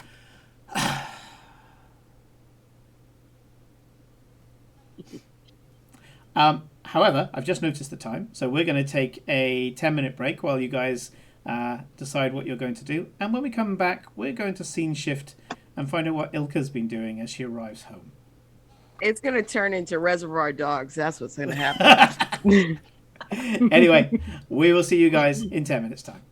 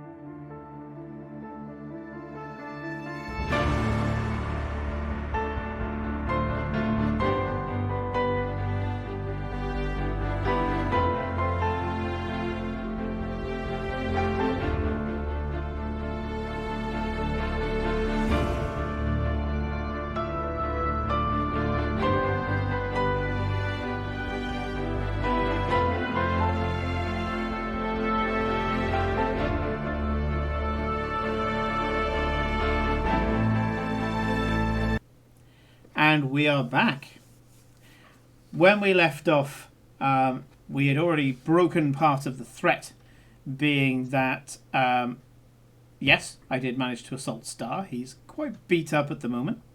But Kate, with the spidey sense going off, started looking for Beth. Couldn't get in due to some horrendous dice rolls and a lot of no. Went and found Star instead, and Star ended up taking Kate through a a bar cellar door into the wardrobe of the suite that Beth was in.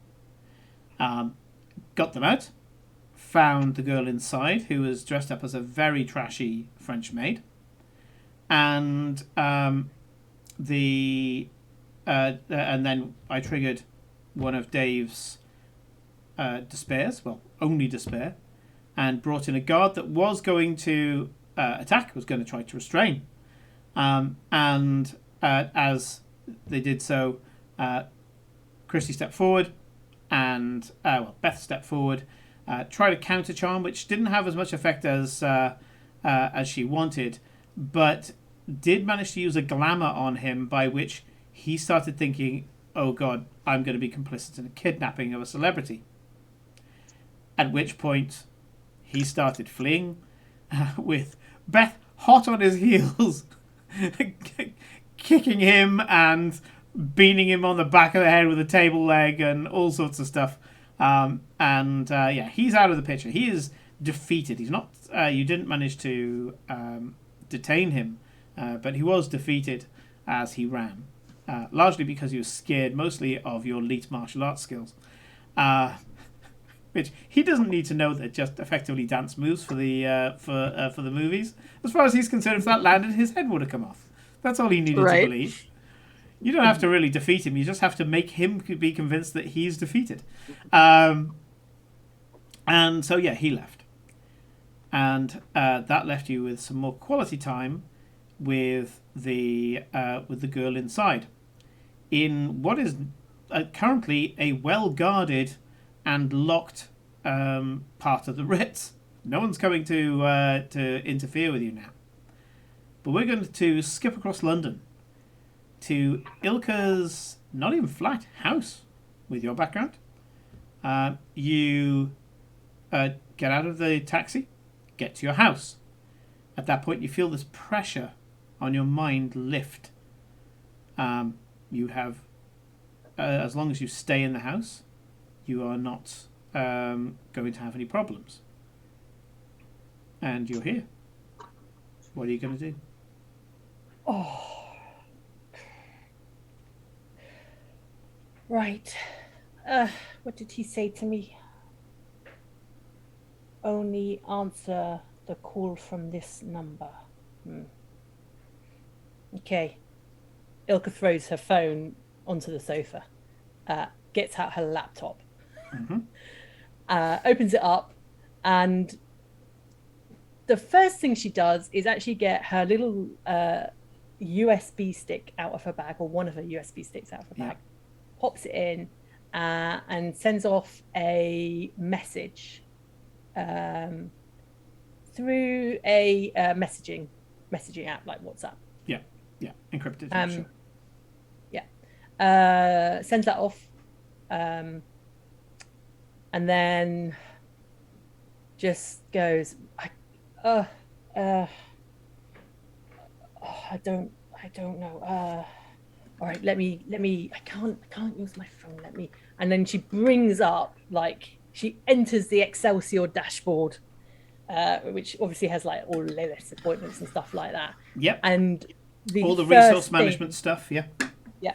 The first thing she sees is this sort of the Excelsior News basically saying that Elizabeth has been kidnapped, that it's been a cheap media stunt, and all I can see is like, oh, it's a PR nightmare. And where is Kate? Okay. So the first thing Ilka's going to do is she's going to email Kate. Sure. And she'll email Kate using the private company email. So this is like the super secure email, doesn't go through Avalon or anything like that. Yeah. And Kate will receive this email that will go, okay, things have blown up here. You need to sort out this PR. You're going to have to somehow get your team sorted. Find Benjamin. We need to achieve this. Otherwise, the shit is hitting the fan quickly. And I'm just like, and I can't imagine what. And as soon as that happens, like I can see Lilith has already like sent off quite a few emails to people rather angrily, sort of saying you're ruining you're ruining my sort of debut of Avalon by having all this extraneous noise. It's meant to be about Avalon, not about some has-been actress. So I'm already like, oh, okay, this is this is bad. So Okay. So you send that, and I'm going to flip a dark side point. Sorry, Okay. I played Star Wars using the system before anything, so I'll always call it dark side rather than bad karma. So I'm going to flip that for this simple reason. You sent it to her work email. Do you realise what would happen if Kate got a notification for every email she got to her work email? Oh, she'd go mad. Yeah. Yeah. Her email isn't attached to any notification. She'll read it eventually when she checks her emails, which she's not going to do while she's basically gripping a girl up against the wall. So her phone doesn't go ping. I might have someone at the bullpit who regularly checks my emails to see if there's anything worthwhile. With the volume you have coming in, yeah, I'd go with that. I'd go with that. I won't even get you to flip. But that just makes sense. That's part of the story. Yeah. So a member of your team has found. We'll get to it at some point, not immediately. Yeah. They're all pissing about with My Little Pony and shit right now. Yeah. Okay. So you send the message out, and is there anything else that Ilka's going to do whilst this is happening? So no, Ilka has to play the waiting game. She can't do what she wants to do because that would involve leaving the house, and she doesn't know quite why or how exactly. She still doesn't quite understand what's happened to her, but she knows she can't go outside of the house. Like she even opened the door and like take a step out and just be like, no, I can't. I just can't leave. So I think she's just going to go into sort of Ilka mode, which is sort of similar to Kate in that in a major crisis, the best thing she can do is like do what she usually does, which is her work, and then start being like ultra efficient. So she is like rearranging Lilith's meetings. She's trying to work out in her mind, the PR situation should be being solved by Kate. Like in her head, Kate's dealing with it. So she's not worried about it anymore. But yeah, so she's like rearranging things. She's, making appointments. She's scanning through, things about, Avalon and like, the bits of information that Lilith allows her to see, so to speak. Okay. Avalon seems to be going really well. Everybody's happy with it. The articles that are coming up, you look at your own version of Avalon, the articles are there for you to see, the ones that have been approved already. And it's starting to get populated so that when the app goes out for the first time, there's going to be a glut of information. It'd take a while for people to get through it. They've put together some pretty good opinion polls that haven't started yet, but will kick off the second that the app goes live properly. So just to get conversation going. It's looking good. It's looking good so far. Good. That's all Ilka can do, really. Okay. Sure. I'm going to go back to the rest of you then. Unless Helen comes up with something in the meantime. And that, you've got the girl up against the thing. She goes, I mean, what are you going to do, really? you know, we're all here. I'm pretty sure your boy over there can open that door over there. We didn't gut that room over there. You'll have a full minibar and everything. I have to restrain myself from wanting to slap her. We need to have a proper chat, but this isn't really the best place for it. Star, can you do that door trick to get us back to my office? Yeah. But I have to give Benjamin this book. We'll You can see have the to girl get to that. inside stares at Star and goes, "Oh. Oh, I see."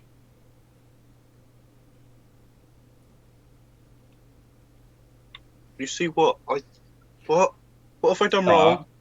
Star, Yeah. let's go back to the office. Let's discuss Okay. Yeah. important things there. I don't we'll like tackle- being in this corridor. Yeah. Star will look at you and say, "Isn't this an ordinary trick?" And tap on the door twice. As you do so, you focus on Kate's office. Dink, dink. And as you open it, there's a hustle and bustle of a bullpit going fucking crazy with all the shit that guys in chat have been doing. And you can hear everybody, not Damien, trying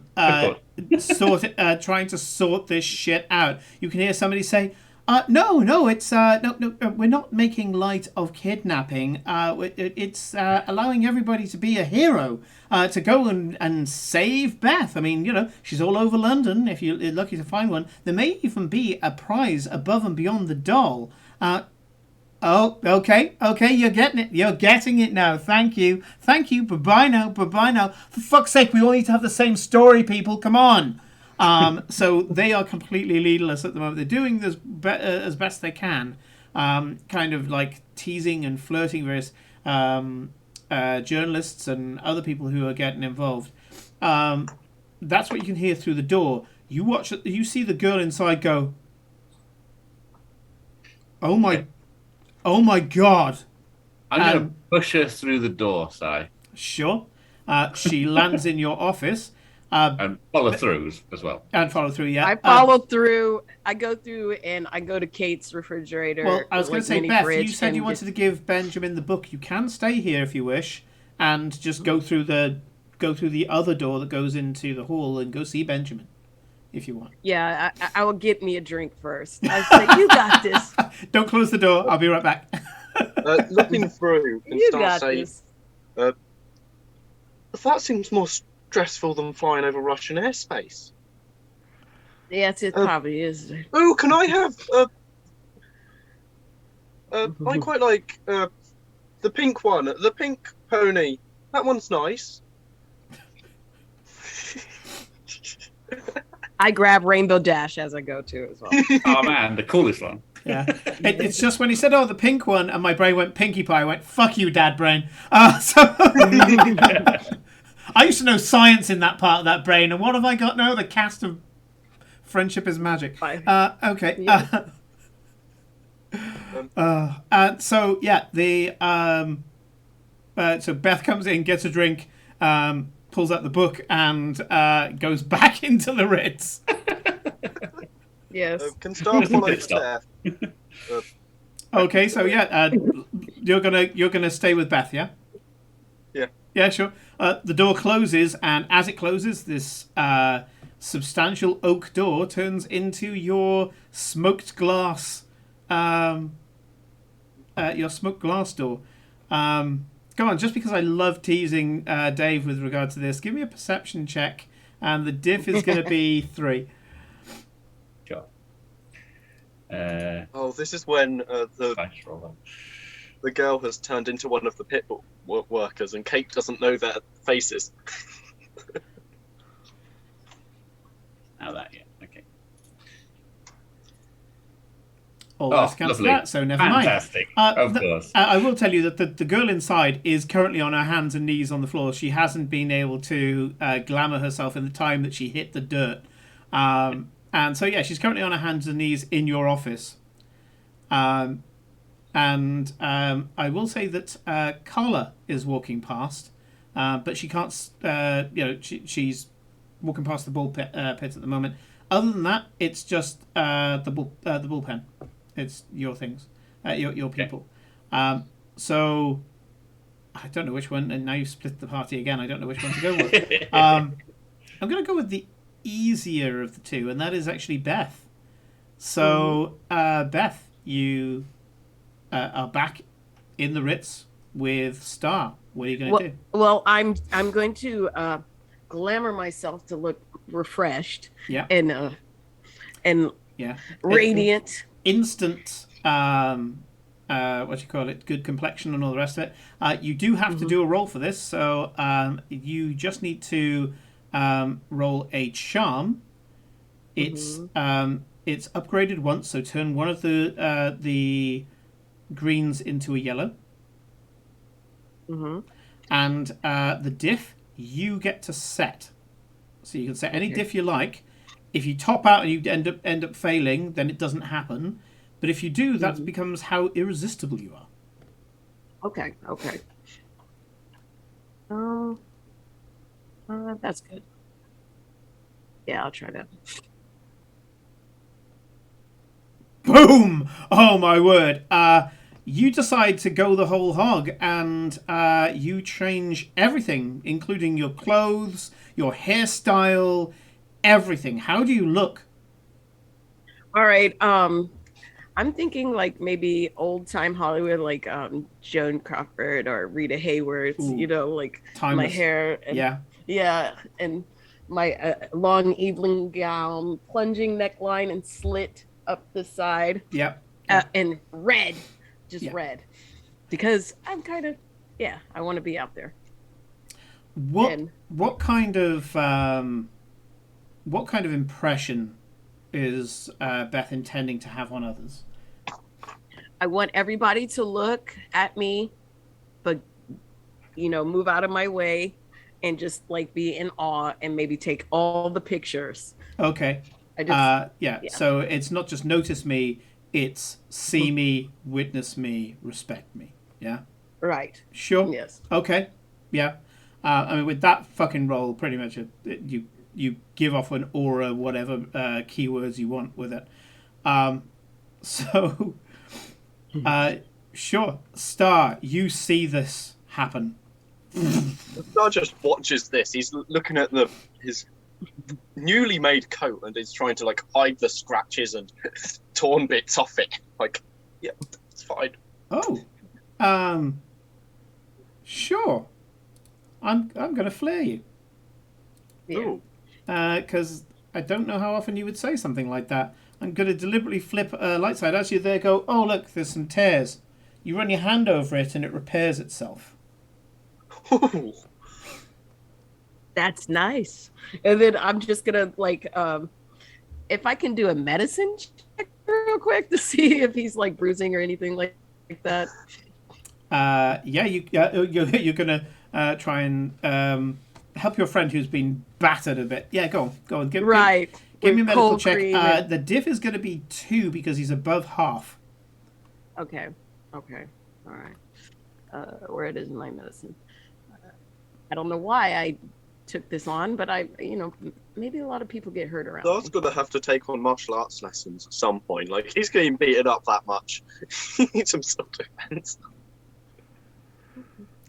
Got a magic stick. So, unfortunately, the absolute wallop is only going to be healed by time.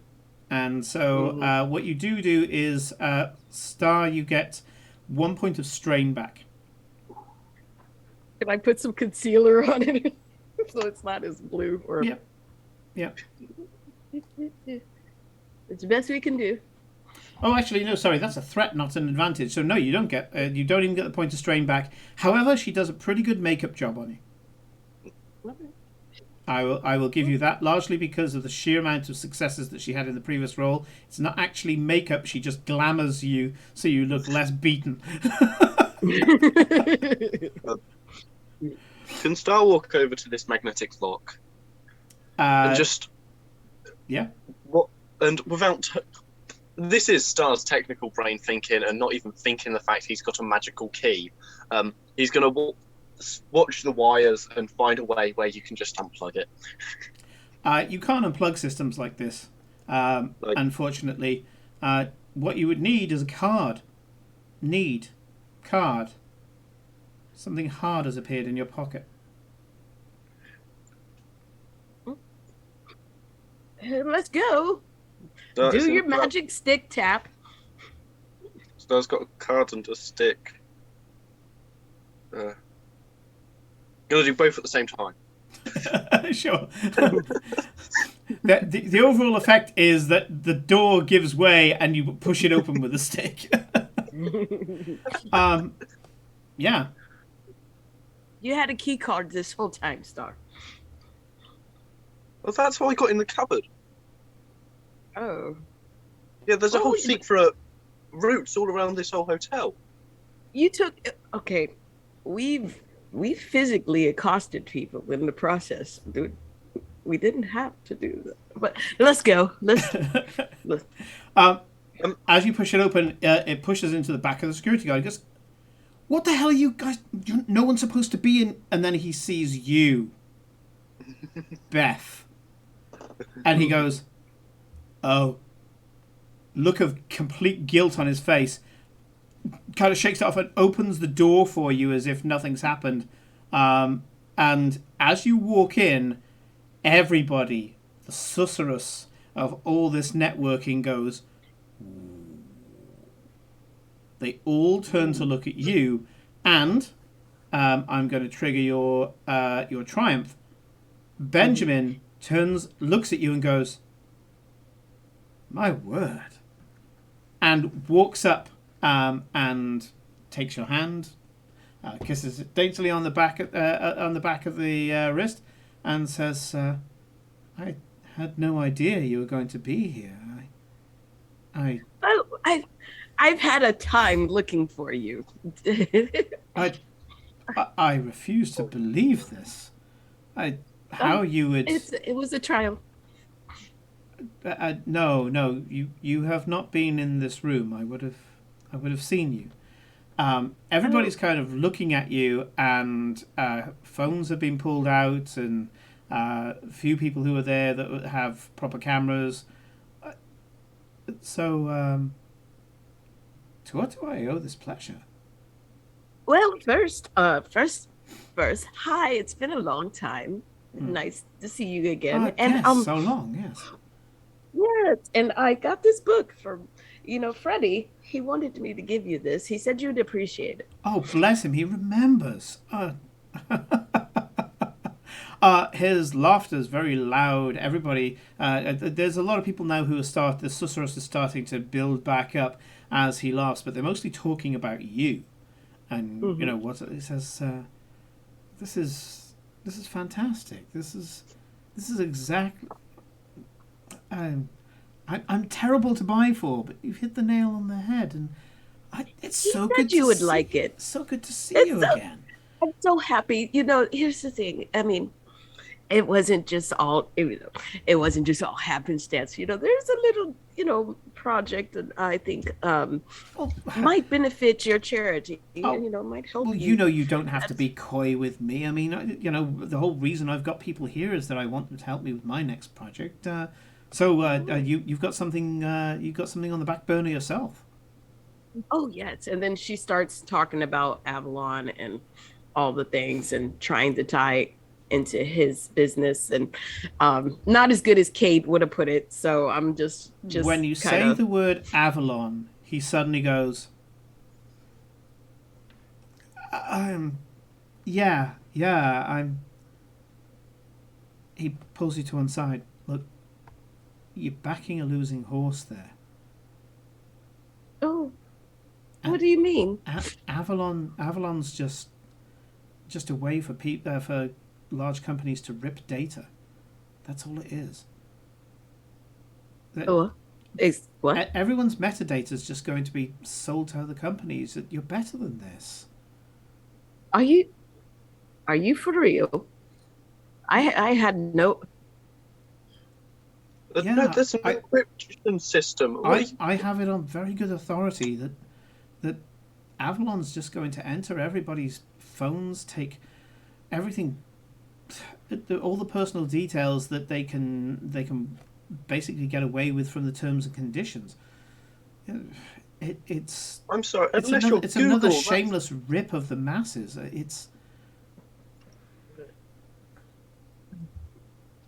Ben, this is Star.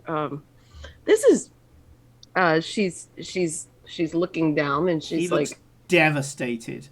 Basically, his hero, his heroine, he's a fan. And suddenly you're telling him this devastating news, and he's just saying, "Jump ship, start, come onto my project." what is your project? Well, I've worked with human trafficking and child soldiers and things before, but I'm going back into that type of thing again. I'm going to be trying to hopefully get some regimes annoyed at me, and for that I'm going to need the populace here to be on my side. I don't want anybody who's going to be coming over here and potentially harming me or my family to feel like that they can find allies here. So she's confused. She's just like, there's no Kate, not enough liquor, you know. I hate to be the Kate in this situation, but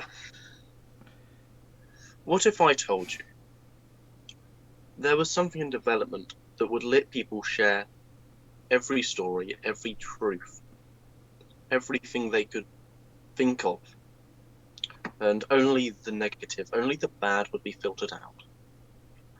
And there was this positive spark, and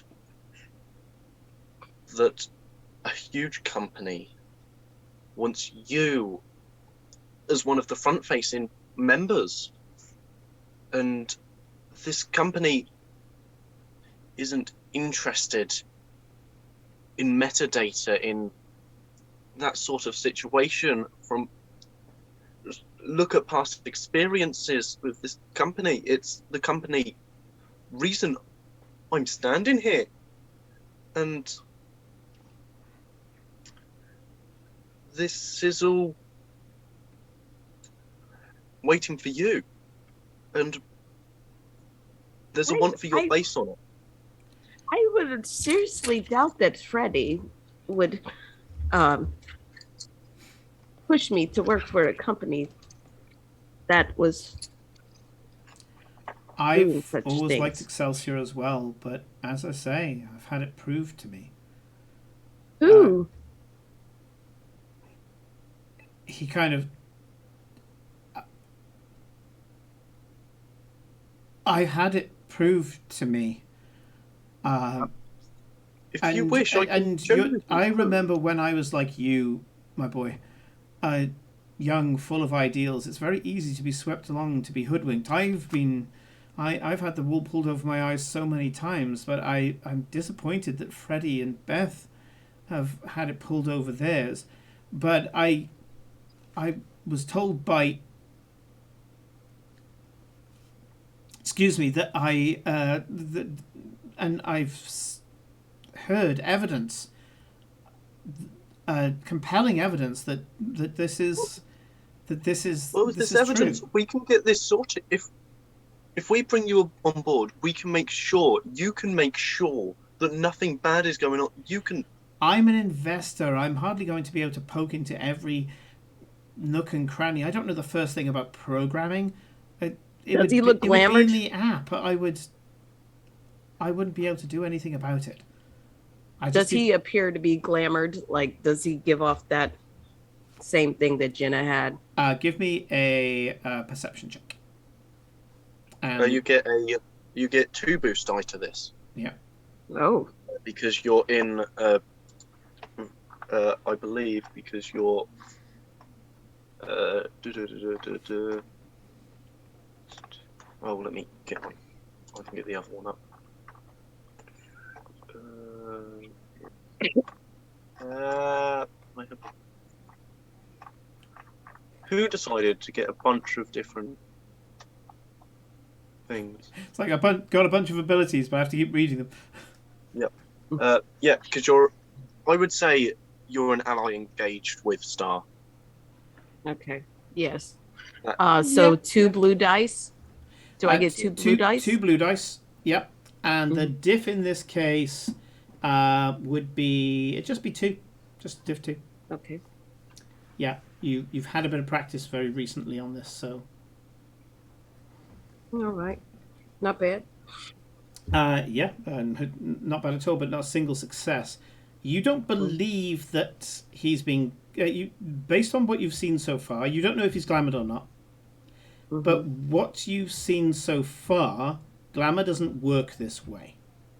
Glamour makes people see things and believe things that that are not there. So you could glamour a door to look like a wall to look like a door, for you to look more fabulous than you already are, for a what seems to be a slob of a girl that's currently on her hands and knees in Kate's office to look like anything she wants to look like. That kind of thing. It's all superficial. It's all about fantasy. You can also kind of, I guess, inspire with sensory, but this guy looks like he's being controlled. He's not being deceived.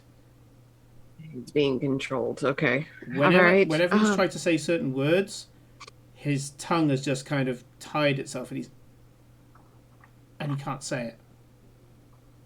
And I just turn to Star and say, my phone has died. Is it possible that you could send Kate and Ilka word about what's going on, if you don't mind? Oh. And I will just talk to Ben while you do that. Okay. Okay, but in my backpack, I've got a portable truck. Oh, never mind. The second that you need your phone, it appears in your pocket. What's in my pockets this today? Honestly, I'm not wearing cargo trousers. What? Okay. You just look really nice. When you wear nice clothes, nice things happen. So, Star, no answer from Ilka, but you can contact Kate.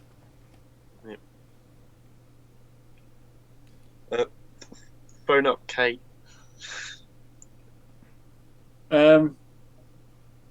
Okay, how will I answer the phone? What Star? I'm very busy right now. I'm not very good at doing what you do. Elizabeth's talking to Benjamin. Okay. How's that going? Yeah.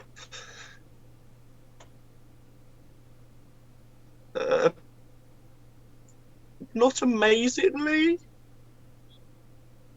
but not bad. Not bad. We're gonna get it. We're not gonna disappoint you. Okay. Sounds like you have that well in hand then.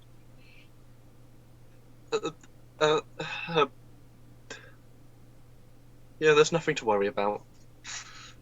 Good. Peep. Wow. Star can't disappoint Kate. Okay. I'm going to jump back to Kate. So you threw the girl inside on your office floor. Yeah.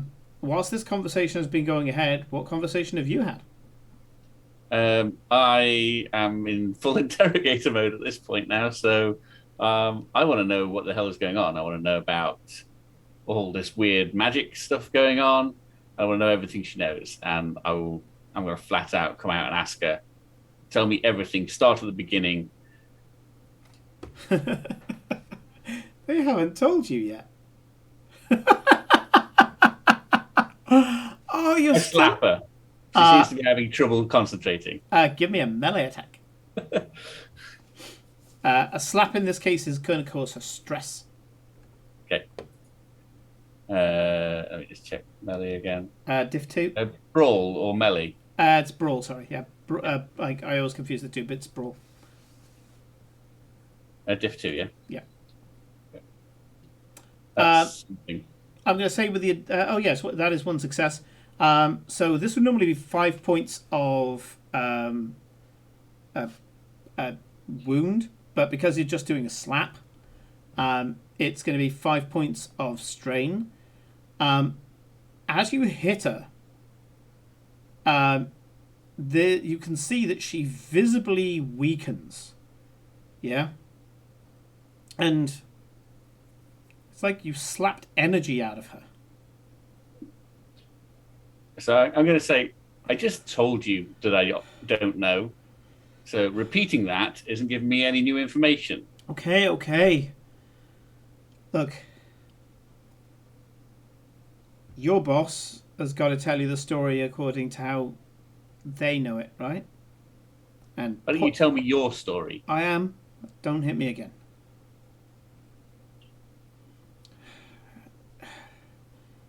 It's kind of like every generation. Yeah, but it's not generation. It's when the world wants us, needs us, I guess. Basically, the world gets all fucked up in the head. And it kind of pops us out of existence. Yeah? There's always 4 of us and 4 of you. Yeah? And basically, we got to play for, like, I don't know, what was it the knight keeps saying? Like the grand consciousness, the consciousness of the people. Yeah? We're like, what's that butterfly? Moth effect. Yeah? We're the butterfly beating its wings. Now, it can go one way or another, and it's up to us lot to fight it out. It can either go in our direction or it can go in yours. Basically, our side of the populace empowers us, and your side of the populace empowers you. Normally, we'll represent some big, what did he call it? Schizo. Some big schizo in belief. Yeah. Schism in the belief. Yeah. And you're one side and we're the other.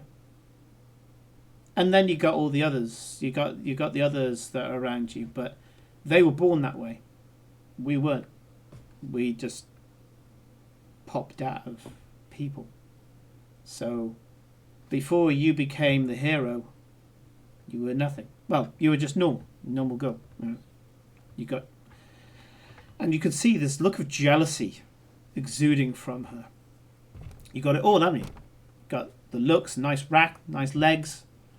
You got like the snazzy suit and the nice job. Probably got a lovely fella. All got it all, haven't you? Yeah. But you were effectively normal, right? And then you became the hero on top of that. Fucking lucky you, right? You know, gets everything. Me, I had nothing. Yeah? I had nothing. Just another girl who was going to do, like, counter work at fucking Tesco's. And then I become this girl. And it ripples. And you see the best version of her. Suddenly, the skin's better. And all the rest of it. She goes... Yeah, but that's a lie. Well, of course it's a fucking lie. What do you think makeup is?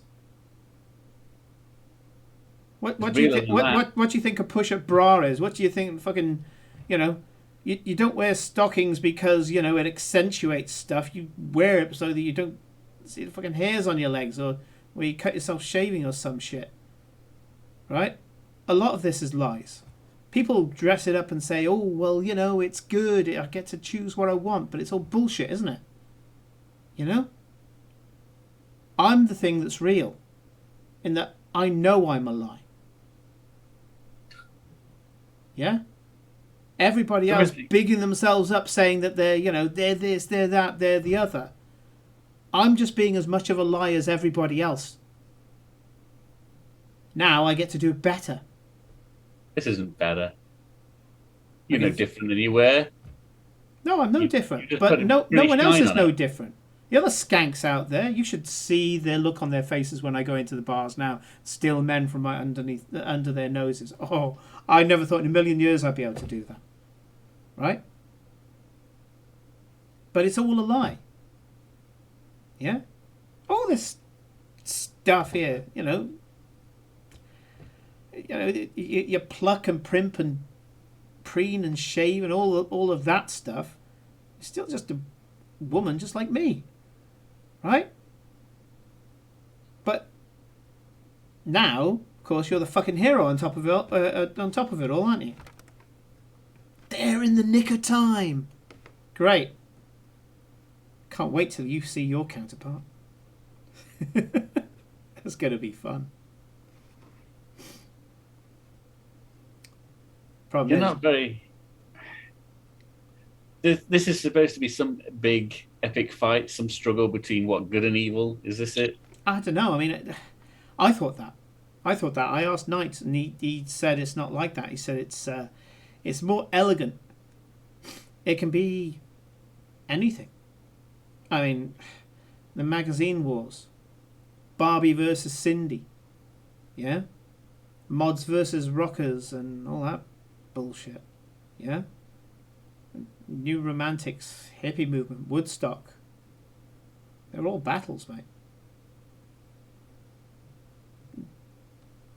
And well before that, fucking Renaissance. That was one of the biggest battles we've ever had. And yeah. And now Knight's going to try and take this place down. Why? Just because we're here? I don't think he needs another reason. He wants to win. Well, he doesn't want to win. I think he needs to win. That's what came out of him. Although Knight, weirdly, always knew that he was going to have the crown. I guess in the same way that your boss knew that they were going to have the crown when they were in the last battle.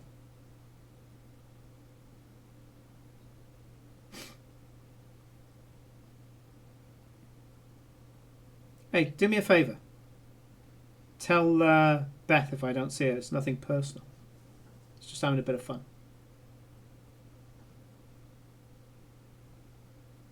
Yeah, well, you've made it personal now because it's all about us. It's not about the company. It's not about Avalon. It was never about Avalon, was it? It's just about us. Oh.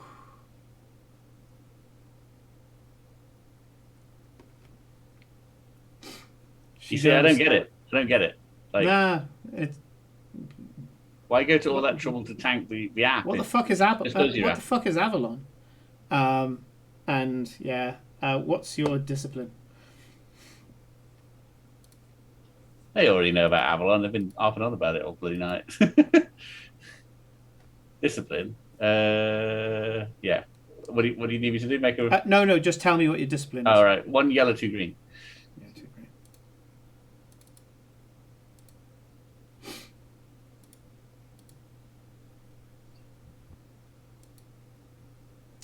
When she says, "What's Avalon?" she's bullshitting. Absolutely bullshitting. Yeah. So, hero, what are you going to do? Can't stay here all day. No. I think I've got out of you everything I need to do. So Kate will go and open the door and gesture that she can leave. As she steps out, Carla walks straight up to her and goes, you fucking skank. What are you doing here? She's just leaving. You're damn fucking right she is. She clamps her hands onto the girl inside's arm, and the girl winces.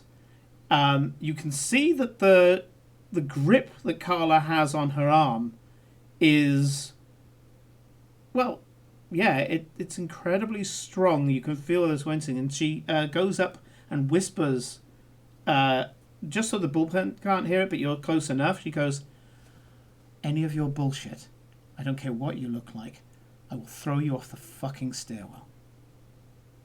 And starts pulling her away.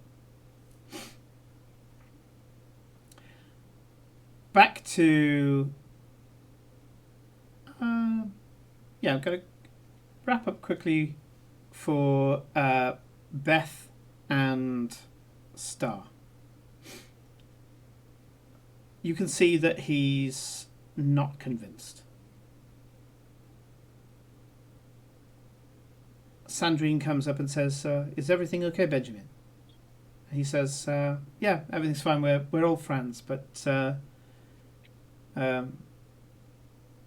we do have a meeting later today. We need to make sure we get round everybody first." Yes, and she goes, "Yes, I did get the contact details of Mister," and he puts up his finger, and she goes, d'accord, and walks off. He says, "Look, I'm sorry, Beth. It's my hands are tied, I guess." It seems so. Ben, I've known you for all these years, and we've helped you along the way in charities. I don't think I know you're smart enough to make your own decisions, but I think somebody might be making how do I say this? I don't think you're in full control of this what's going on here. There's some really I just think there's some strange things going on, and you're asking me to keep an open mind. Yes, I'm asking you to keep an open mind, and that I'm not sure that you might have the correct information, and I would like you to at least give us a chance. And at this point, I'm going to burn the rest of your triumph. And he goes, "You realize I would do this for nobody else." I know. And then she just smiles at him like, "Yeah, I know."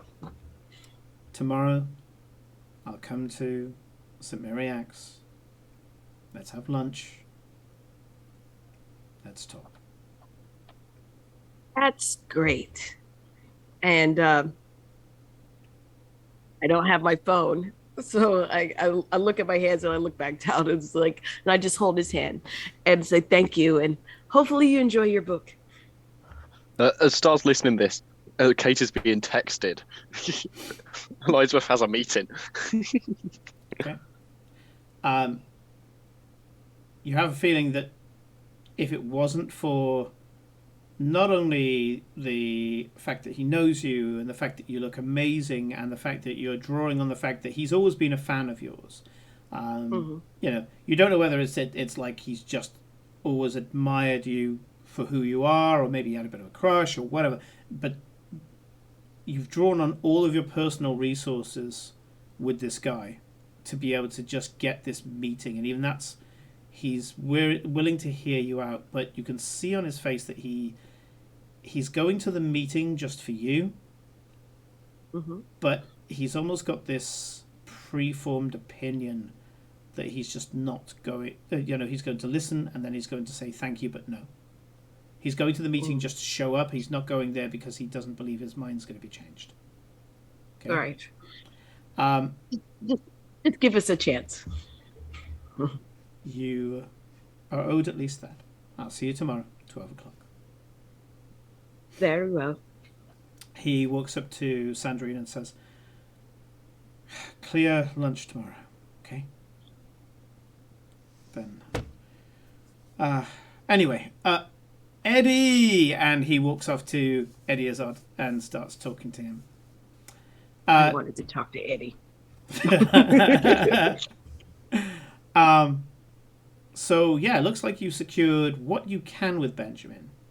But it looks like others have got to him first.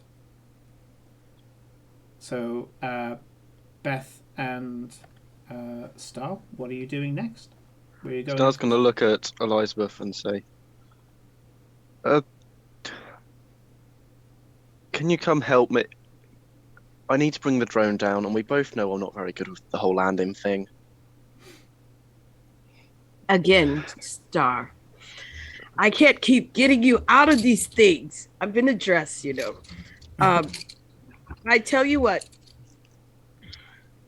We need to get in touch with Ilka the same way we did in the time before. But, you know, she's been missing in action this whole day. And you were supposed to call Kate to come back. Yeah, but she seemed like she was busy, and I didn't want to add more stress. She's had a stressful day. Kate is up to here right now in PR nightmare because of chat. Yeah, I'm not even going to get them to spend channel points. There's no way that Kate can leave the office now. I think it's safe to say I've given Dave enough of the plot at the moment that I can write him off for the remainder of the thing, unless of course you go and RP with him. So yeah, I just hand Star my phones, and they're all dead, and she's just gonna go back to the party. Star's gonna take the phone and just try turning it on. Yep. For the sake that she doesn't know how. She hasn't been holding down the button long enough to turn it on. You suss out pretty quickly that they just need charging. I'm not that slow. To his bag and plug them in. Yeah, you pull out your Anchor power pack. That's not me dropping an advert, but if Anchor would like to sponsor the stream, we are open to ideas. The reason why I go to Anchor is that I used to be an Ingress agent, so go the Resistance. But yeah, and Anchor's kind of the best. Really, sponsor us. But the so yeah, you plug in several phones at the same time, and they're all starting to charge up. And with Anchor's new USB-C portable charger. Don't get me started. Do you realise the kit we used to carry on ourselves for each of our missions? Yeah. Seriously, I saw a guy charge 20 phones simultaneously, and that fucking thing still had enough time to do that. Enough to do that another 1.5 times. Right. Anyway, before this becomes a full-blown advert, let's carry on. So you plug them in. They'll be good to go in a few minutes. Yeah. Yeah. I mean, obviously, if Beth pulls it off and then starts talking about it, it will lose its charge again. But yeah. Yeah. Star's gonna try and take the inside shots. The what? The inside shots with the drone. To finish off the evening, he's going to try. You're going to try to look through the windows?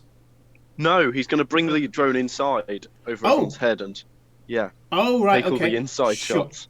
Take the inside of the hall shots. Okay, sure. So I'm going to say you do it. It takes time, but you do it.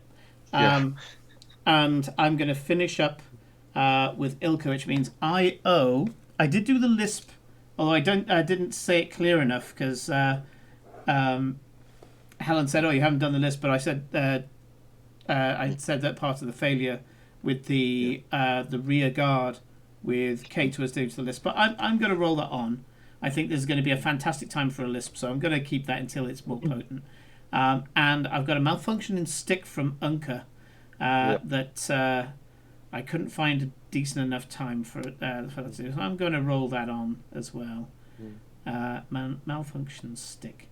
And I'm going to pass over to Ilka. That's not to say that I won't go back to Dave and the others, but I haven't given you much after I nerfed you right at the beginning of the session. So you're sat there. You remember the words. In fact, I reiterated the words to you during the break, so thank you for clarifying with that. What are you doing, Ilka? So Ilka's been working hard. Like I say, she assumed Kate was dealing with the PR thing, so she's been dealing with the other things that are on Lilith's list. That Lilith has, for God only knows the reason. Once done at midnight now. I assume it is quite late. With Lilith, it is campaign posters. It is jingles. It is adverts. It is as in TV adverts. It's adverts in the cinemas. It's adverts on things like Twitter and things like that, all about Avalon. Yeah. Everything. She's pulled out the stops. Nothing else matters right now to Lilith, literally. And she is making sure that there's billboards all through, not just London, but this is a global app, so this is going to every country. And so she's coordinating with the global look and feel as well. So really kind of getting it out there, and there's a lot to do, hell of a lot to do. And your phone rings, and it's his number. I have to answer it. You do. Yeah. Ah, good girl. So, have you started to wrangle out from my will yet? I do not understand what you have done to me, but... Well, you better learn fast. There's no room for slowpokes in this competition. This battle. Competition? Well, I call it a competition. In order for it to be a competition, people have to be equals. This is more of a runaway win for me. Though you make made me little kneel. sense. Pardon? You made me kneel. That was wrong. I don't kneel for you. I don't kneel for anybody. Maybe you should occasionally. But I just thought it. I did not expect it to happen. And that's why you're weak. Me, I know that I'm entitled. That I'm to rise above others. You're a bad choice. I do not understand what I have been chosen for, and yes, I can see you are very entitled.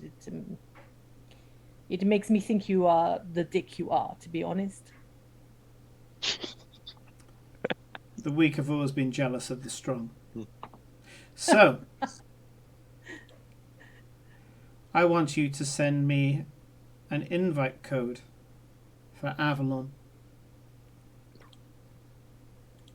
And then I want you to send me your admin code for Avalon.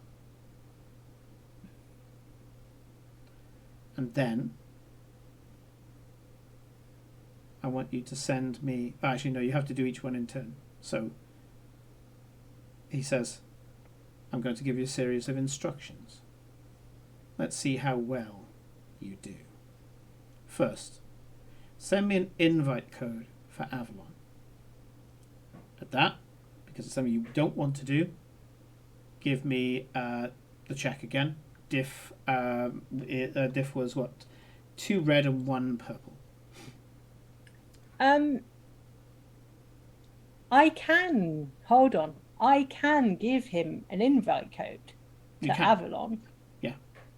It doesn't have to be active until Avalon goes live, but I can give him the invite code.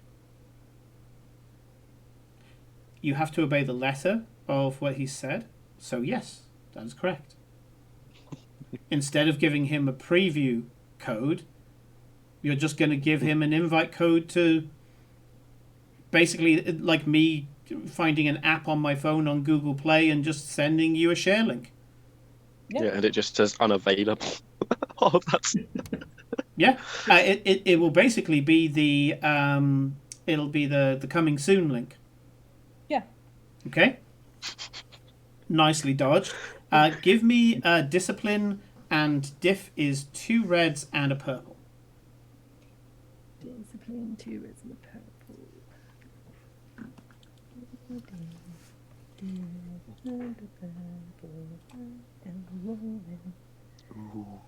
Ooh, ooh.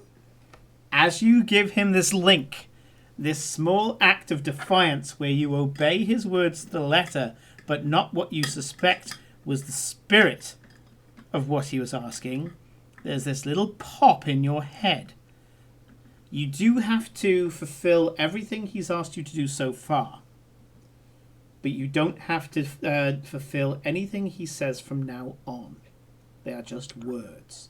You've broken the enthrall. The seeds that he's laid have to play out. Yeah. Good. Now, I want you to send me your your admin codes.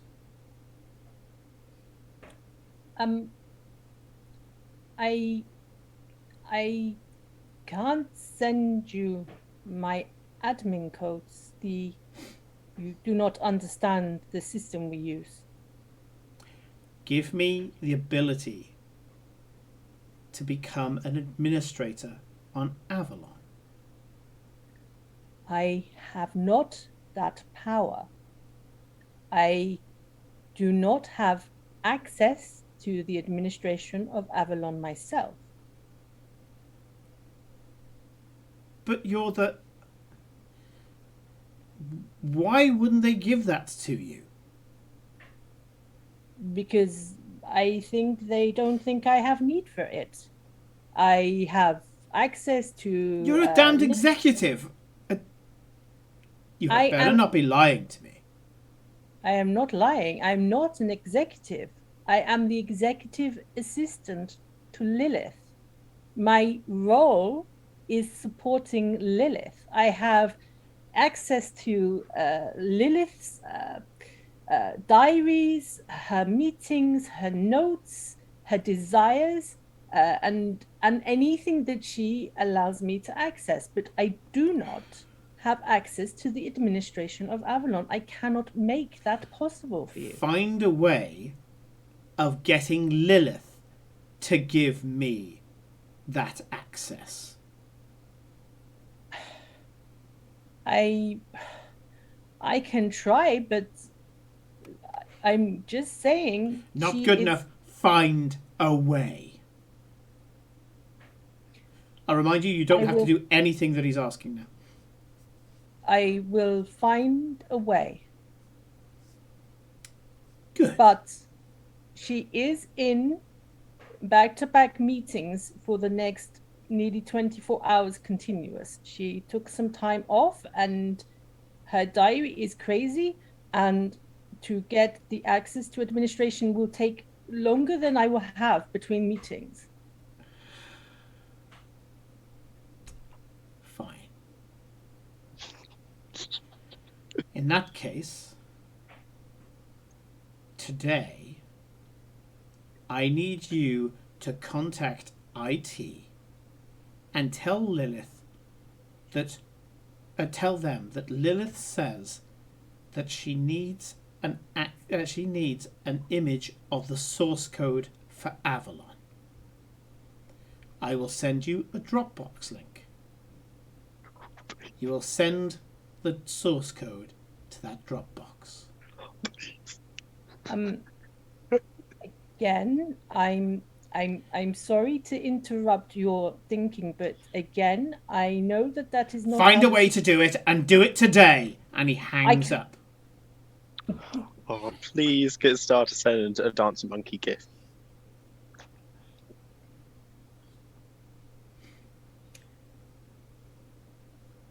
Ilka.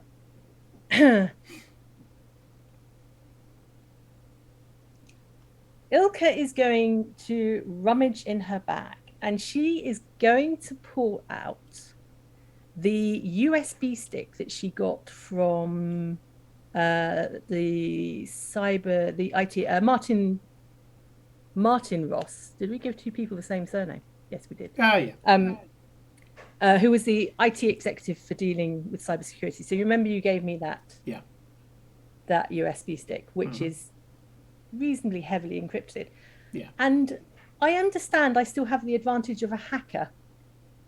An asset of a hacker. Yeah, you have asset hacker. Yeah. Yep. So I would like to combine the two, if I may. Mm-hmm. I will contact the hacker and ask them to create some source code that might look like it belongs to some sort of social media enterprise.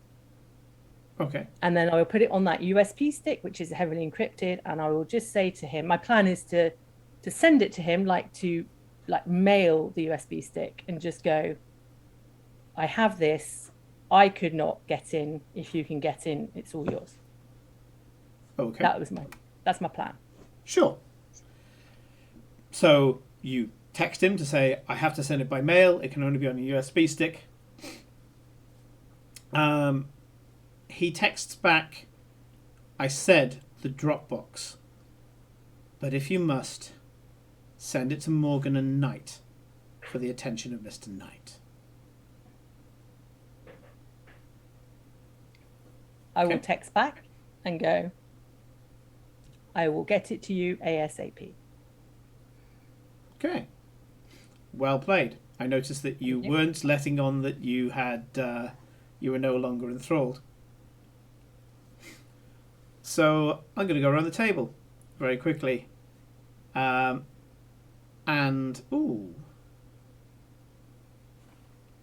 Hermit. Yeah, I got a boost.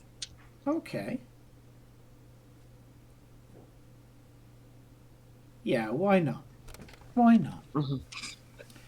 So we're gonna do a montage. I haven't done a montage in a while.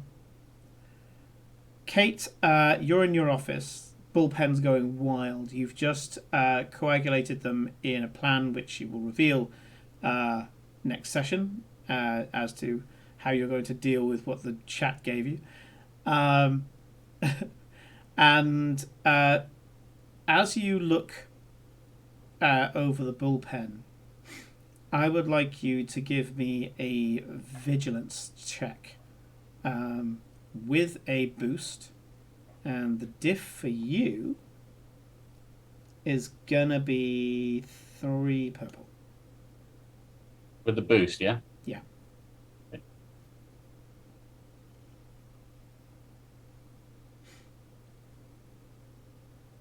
And is that what you just rolled? My God. And a boost dice as well, blue dice. Oh, sorry. Oh, my bad. You upgraded instead. I upgraded the green to a yellow, sorry. Let it roll. Let it roll. Sorry, I misunderstood. There we go. You got a bit extra from Hermit. So as you're looking in the kind of smoke glass, you can see out, but there's obviously a reflection of you. And you seem to be wearing clothes other than what you know yourself to be wearing. In fact, you seem to be looking like you're going to some sort of Ren fair. Very kind of, I don't know, Romeo and Juliet. Except you look more like Romeo. Right. You can see that there's a blurred scabbard at your hip. Can't quite see what's in it. Is there anything there? Can I feel anything there? As you put your hand down, the air feels a little thicker. But your hand passes through it. And going on from this experience forward, you will always feel like there's something missing from your hand. Like you need to pick something up. Like you're missing something vital. Right. And as you look at the kind of half-imagined Romeo figure, you're pretty sure that's the outline of maybe a breastplate. Not sure. You look dashing, confident. And then you look down at your business suit and go, what are you on about? This is my armor. Yeah. Christy, Beth is... Where is she going after the party? Because I know we got to wrap up because you got to go. She's probably gonna find a after party, like actually go and eat something and sit down and maybe Okay. talk to old friends. You are absolutely because you've still got this glamour that's on. You're absolutely the center of attention right now. True celebrity detail. As you're talking to everybody, you kind of do spot a mirrored surface. You can't move for them in the Ritz. And give me, again, a vigilance roll for you. Vigilance boost 3.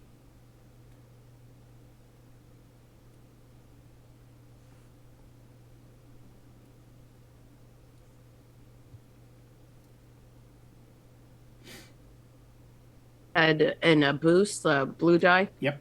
Or, okay. And diff of 3? Mm-hmm.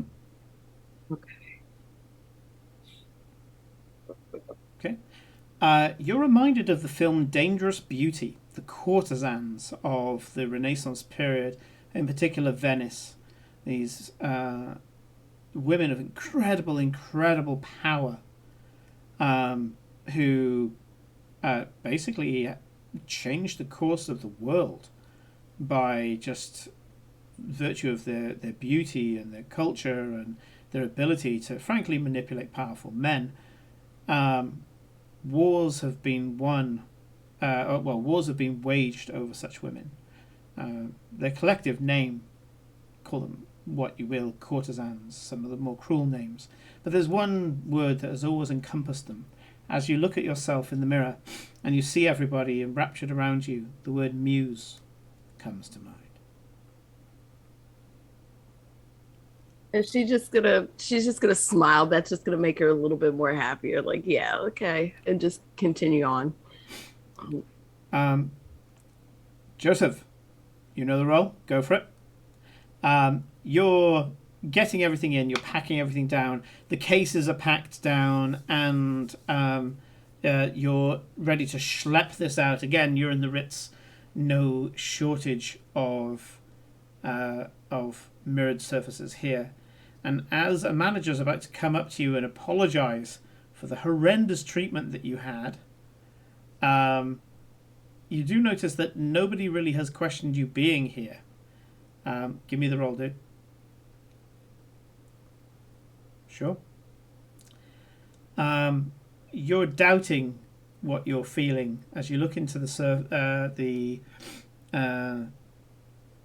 surface, and what's staring back is a very capable, very confident Star Burbank. And as you're there, the staff that you're holding reminds you of people throughout history who have always been there for figures of power. Call them servants, call them what you will.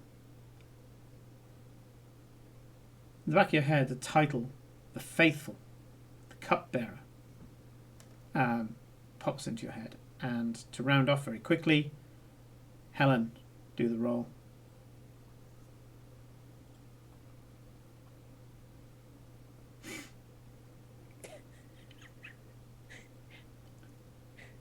What the fuck is that guy talking about? I mean, seriously. Wills and all the rest of it. I mean, what were you thinking You stupid cow. What were you thinking about, following his instructions? Honestly. You get yourself a cup of tea, sit down and think of all the time that you've lost, the work that you're going to have to do tonight. Oh my God. Oh my God. You find yourself angry at yourself, but it drives you forward to continue in your career. And this Mr. Knight, well, you know how to play him. You've worked with some of the worst corporate types, and that's all he is. Just another one of these corporate types. Maybe you knew some hypnotism or some kind of, went on some sort of stupid alpha course or something, but you're ready for him now. You're certainly ready for him now. Yeah. Oh, poor Helen. Right. Explained away her power. And with that, we are going to say goodnight. A big thank you to Dave, Helen, Joseph and Christy for what is becoming a very rewarding campaign. You will see us tomorrow for episode God knows what of The Benefactor as they continue with their particular shenanigans. I think we're still in Atolls around. I've got to read those notes. But we're going to head off now. Big thank you to you all. I will raid, so please stick around to say hi to one of our friends. Good night, everyone. Good night. Right.